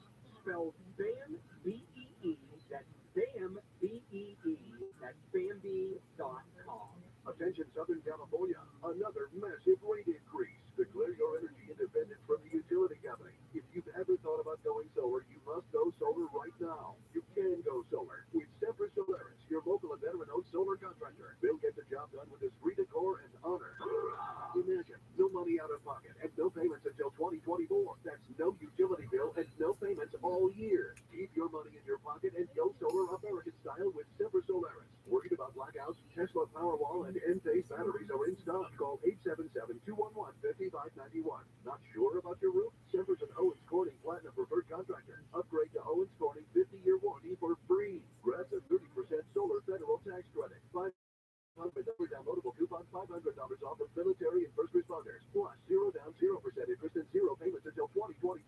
For all offers, call 877-211-5591 or visit SemperSolaris.com. Our group benefits starts 2/28/2023. CSLB number 978152. The hit true crime podcast, Paper Ghost, is back with a brand new case. Season 3 digs deep into the 1992 cold case murder of Tammy Jo Zawicki, the New Jersey college student, and uncovers a murky police investigation, a pool of new suspects, and a community still desperate for answers 30 years later. Tammy's supposed to be on campus, and she's not here, and people are starting to get worried. Listen to Paper Ghost on the iHeartRadio app or wherever you get your podcasts. Progressive Commercial Insurance flexes to fit your business needs. From quick repairs to adjustable coverages and even payment options, Progressive Commercial makes it easy to get what you need. Quote to progressivecommercial.com. KFI AM 640, more stimulating talk. 1-8-501-4109. The first-time caller line is 818-501-4721. To talk toll-free from east of the Rockies, call 800-825-5033. From west of the Rockies, toll-free, call 800-618-8255. This is Coast to Coast AM with Ian Connor. There you go. Well, Charlie McCoy, Wabash Cannonball. Kind of a corny 70s song, but that funky Wabash sound to it. Too good, too good. You know, I got to tell you about this. So what Division I football team has that as their unofficial fight song? Nebraska. No, Kansas State. Here at K-State, frankly, I'm sick of the song, but anyway, here's the story, is that the radio station that I manage now, Wildcat 91.9, used to be in a building called Nichols Hall. And somebody at the radio station in 1969, I believe, burned it to the ground. So it also housed the music department, and all of the sheet music for the marching band went up in flames that night. Oh, no. But Wabash Cannonball, the director of the program, had brought it home that night, and so that was the only surviving sheet music from the fire, and that's why it's an unofficial fight song for the K-State. What a story. I love it. But Charlie, of course, he played with Steve Miller then. I mean, it's as corny as the song as that might be. I mean, he was cool. He played with Elvis. He played with Chris Christoph. I think he was very cool. You know, we were talking about Pat Boone earlier. know that he had this heavy metal phase and did this metal album? Yeah, he did Crazy Train. Yeah, Yeah, I was actually kind of leaving that up to you to play that before you get together with Pat. We're gonna play in front of everybody. We're gonna play "Smoke on the Water." Oh yeah, yeah. I remember when it came out. We played. I was at a Hard Rock Station. We played it, laughed and laughed. So funny. Ian, let's talk love for a minute. Yes, because you got Paranormal Date on your mind. Yeah, I sure do. You know, it's tough to find somebody nowadays, right? Would you agree? I would. Yeah, well, you're not swiping right all day long. Yeah, exactly. So we created these websites, paranormaldate.com and paranormaldate.com/seniors, so you can meet people that think like you do, you know, and have things in common. Because there's nothing worse than going on a date and just, you know, not common. So yeah, head over, if you will, to paranormaldate.com, and for 60 plus, paranormaldate.com/seniors. I think though, if I'm to offer a little feedback, I think it's time for you to update the photo, because I don't think you realize that the photo that we have on the website of Bigfoot and the gray having a drink. We will that talk actually soon, was from period. their 4th anniversary. It wasn't. I'm gonna get some from sleep, their day. period. I will They've talk to been you when I on- they can, already period. had a couple of little gray Bigfoot babies by the time. I didn't know that. Yeah, that's why Bigfoot's staring into his drink going, what the hell did I do? No, we'll have to fix that. I'll get Mark to fix that. Look at his picture. He's like looking in the red wine going, not enough. Not enough. All right, so we got more open lines coming up next on Coast to Coast AF. This is Ian Funny.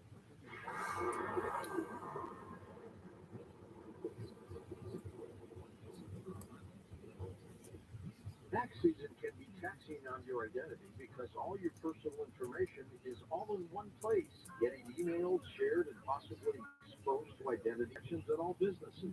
But you can make sure your identity theft protection starts here. Join LifeLock today. Save up to 25% off your first year.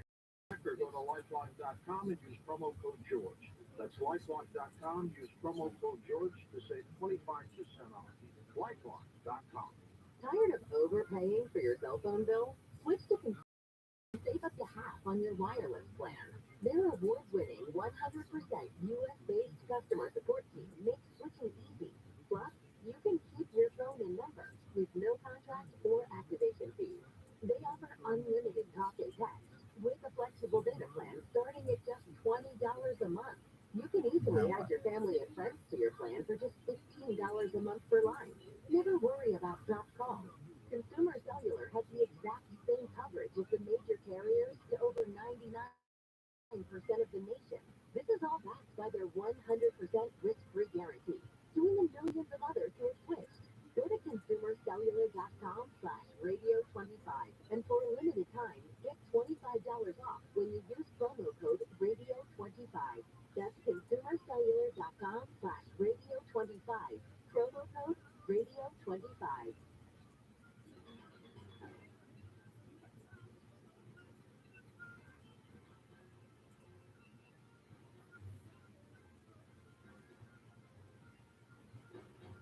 Tried to pick up the phone earlier to talk to Gene in Tacoma, but at that time it wasn't working. But I think we got it worked out now. Hey, Gene. Hi. Hey, it's open lines. Where are you going to take us? I live in Washington, in the state of Washington, and this hasn't been brought up yet about the derailing, trains. And they have a lot of activists out here. I don't know, if you know how Seattle is. Yeah. Yeah. And they haven't caught them, the activists, that they will do something to the train tracks, not so that they will derail, but they will go off to another track, or they'll Like a spur line, they call that, where it'll take it off the main track. Yeah. Yeah. And so the reason they do the things that they do, it's kind of hard to know whether they're out to be upset with them or happy that they're doing things normally, I wouldn't do to keep chemicals out of the town because they carry the chemicals, and then if there was a derailing in town, it would be a lot worse than Palestine. There's a Palestine. Yeah, I heard Palestine, but yeah, it doesn't matter. But that's a really interesting observation. So you're kind of menza on that because if these activists are saying, look, we don't want these chemicals going through our town, they're forcing them around the town, and maybe, it's going to take something like that a couple of times before the railroad industry changes its policy. I'm with that guy who was thinking that all I care about is the bottom line. And also, the mayors for the government in the city, a lot of them come in and, use the railroad in towns where the path through, and that would be awful bad. Well, based on the information they have, I think that's part of what we're learning is that, like, a mayor would be good. Then they may say, okay, well, you can come through, but only to find out later on if they're gaming that system and your townspeople, the people you represent, are in harm's way. Gosh, then they didn't make a good decision, but it wasn't their own fault. No, but where it's ecological. Yeah, no, I get it. No, I totally get it. But you brought up a really good point. I'm glad you hung on, Gene. I appreciate that. I'm going to try to get some other people in before the top of the hour, but those were excellent points. And definitely, Dennis, can you hear us now? I can. Can you hear me? Yeah, perfect. Go ahead. We were bad phones and all, but let me play that with that here. Sure. I mean, are we forgetting also that maybe millions of rail cars and millions of local systems and that they spend a lot of money, somewhere and the tires are aired up at 5, and you have a flat tire. So you have no way of knowing that tire is going to get flat. They just had a catastrophic failure. Sometimes, the big quick to jump on the bandwagon and persecute all our major, like Johnson, these other companies that call Monsanto, they get a tax law. Well, 30 years ago, they might have had a product and they were using that they had no idea. And 30 years, and they were using that they had no idea.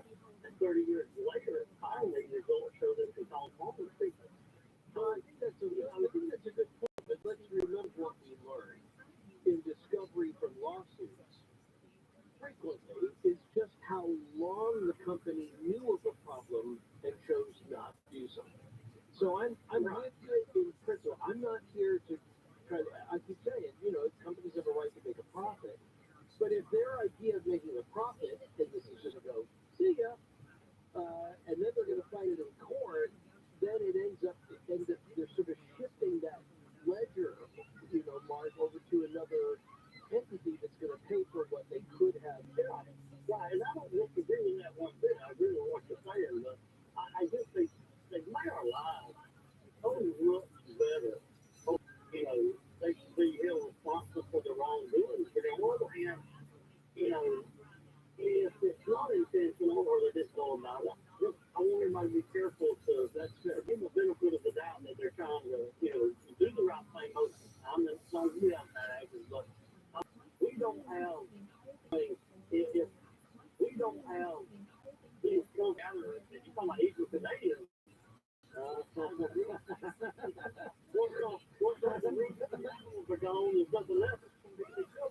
Yeah, that's okay. These large companies and these railroads, they've been providing services and goods that make our communities better, and that's a good community. That's a good argument. That's a good argument. I accept that. But then there's the other side of that, though, too. You just got to hold those two things in tension. So it's not a zero-sum game. And so, yes, they do that because that's how they make their money, right? They're not doing it to be charitable. They're not doing it to be nice. That's how they make their money. But if that means that they go into these towns and they're like, we have to report something, then that's a problem because then they are just playing pussyfoot, I think, with what the regulations are. And let's leave that there, but it's a fair point. And I'm by the way UGA all the way. Steve is in Indiana, first time caller line on Coast to Coast. Steve, He has got a lot of little things. But did I hear you say on another show that you worked at XRT in Chicago? no, never went to watch that. I was at Hard Rock, but never In Chicago, though, right? I worked for WGN in Chicago. Oh, that's like the opposite of WXRT. Hard Rock. What are you talking about?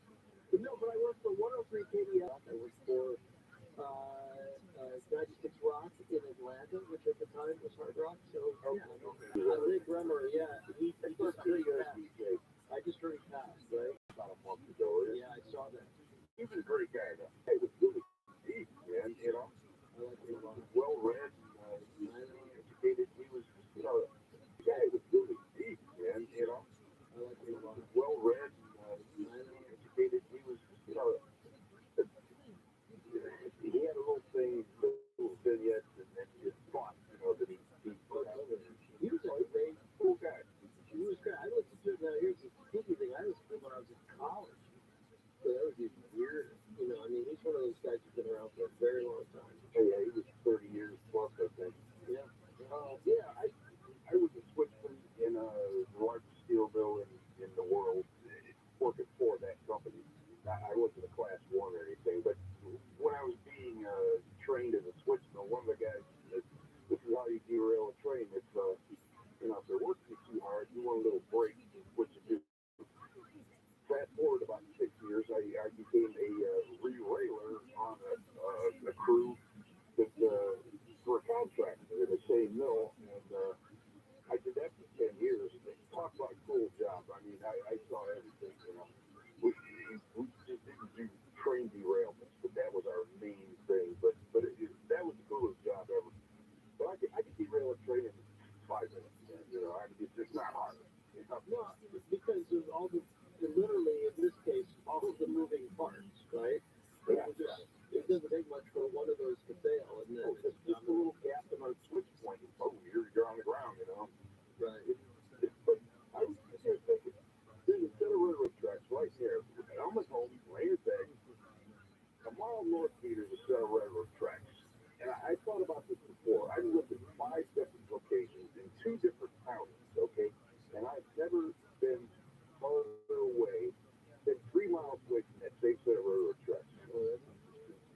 Because we're at the bottom of Lake Michigan, no point. All the railroads come through here. Yep, that's good. In fact, I grew up on what used to be the Chicago Northwestern, and I lived in 3 different houses along that line. And it got to, I don't know if you feel this way, but like other people would come to visit, like the train would wake them up. And, oh yeah, train puts me to sleep. I hear train. My wife was in a house that was like 100 yards away from the track. The train would go by the whole house. It was a lullaby, though. It was like everything's cool. Everything is all right. Appreciate that thought. Let me get to one last guy, Steve, who's in Ohio on Coast to Coast. Steve? Hello, Jan. How are you doing? I'm doing all right. Where are you going to take us? You may be our last open line. Well, that's good. I'm taking you right back down here to East Palestine. Okay. We do say Palestine down here. Okay, well, why am I keep hearing people say Palestine? I'm so sorry. It's because they say Palestine is for the Middle East. I mean, when I first moved up here, I made the same mistake. Okay. But anyway, I've been through the crash site. Last night I came up downwind of the crash site about 10 miles. There's about a 15-mile cone there. I come to the top of the hill from the Ohio River with my window down, and it smelled like somebody put bleach in my cab. So I rolled the window back up, and that lasted for about 15 miles until I got to the full booth up there. And this is 14 days after the accident now. Wow. And the question I have about their burn off is why did they have steel necessary to burn this off? Because I deal with hazmat, I'm hauling gas gasoline right now. If it was cool enough to go over there to place explosives on the car, and once you got the chemicals out of the car, you got rid of the explosion hazards to the car. Why did we have to burn it? Why didn't we just take that and suck it up and move it somewhere? But that's what I don't understand. I'm sure everybody that's listening out there has seen pictures of that horrible cloud. Yeah, it's a twisted mess. Yeah, and we haven't seen the beginning of this yet. All that we've ever had in this country, I believe, we were talking where the speed derailed, but they've got all this stuff going right. Speed derailed, but they've got all this stuff going right through town, and there's a lot more catastrophic stuff running on the rails than what we haul. You're hauling gas. Yeah, What's your survival rate if something happened to you when you're driving along like that? Well, that's usually pretty good. We lose one once in a while. My company just lost a driver up in Akron. Something happened to him in the night. We'll never know because the cameras had a 15-minute delay, so that all went up to the fire. And he burned it up in the truck. But, I mean, it's, sometimes... Yeah, this just brings out this great number that I've got in. Isn't that kind of like duck and cover? It's coming through the vents in your dashboard. But look, I'm not trying to be a pessimist, but I just think this raised a lot of issues. And we started with that concept of 1,000, of these train derailments.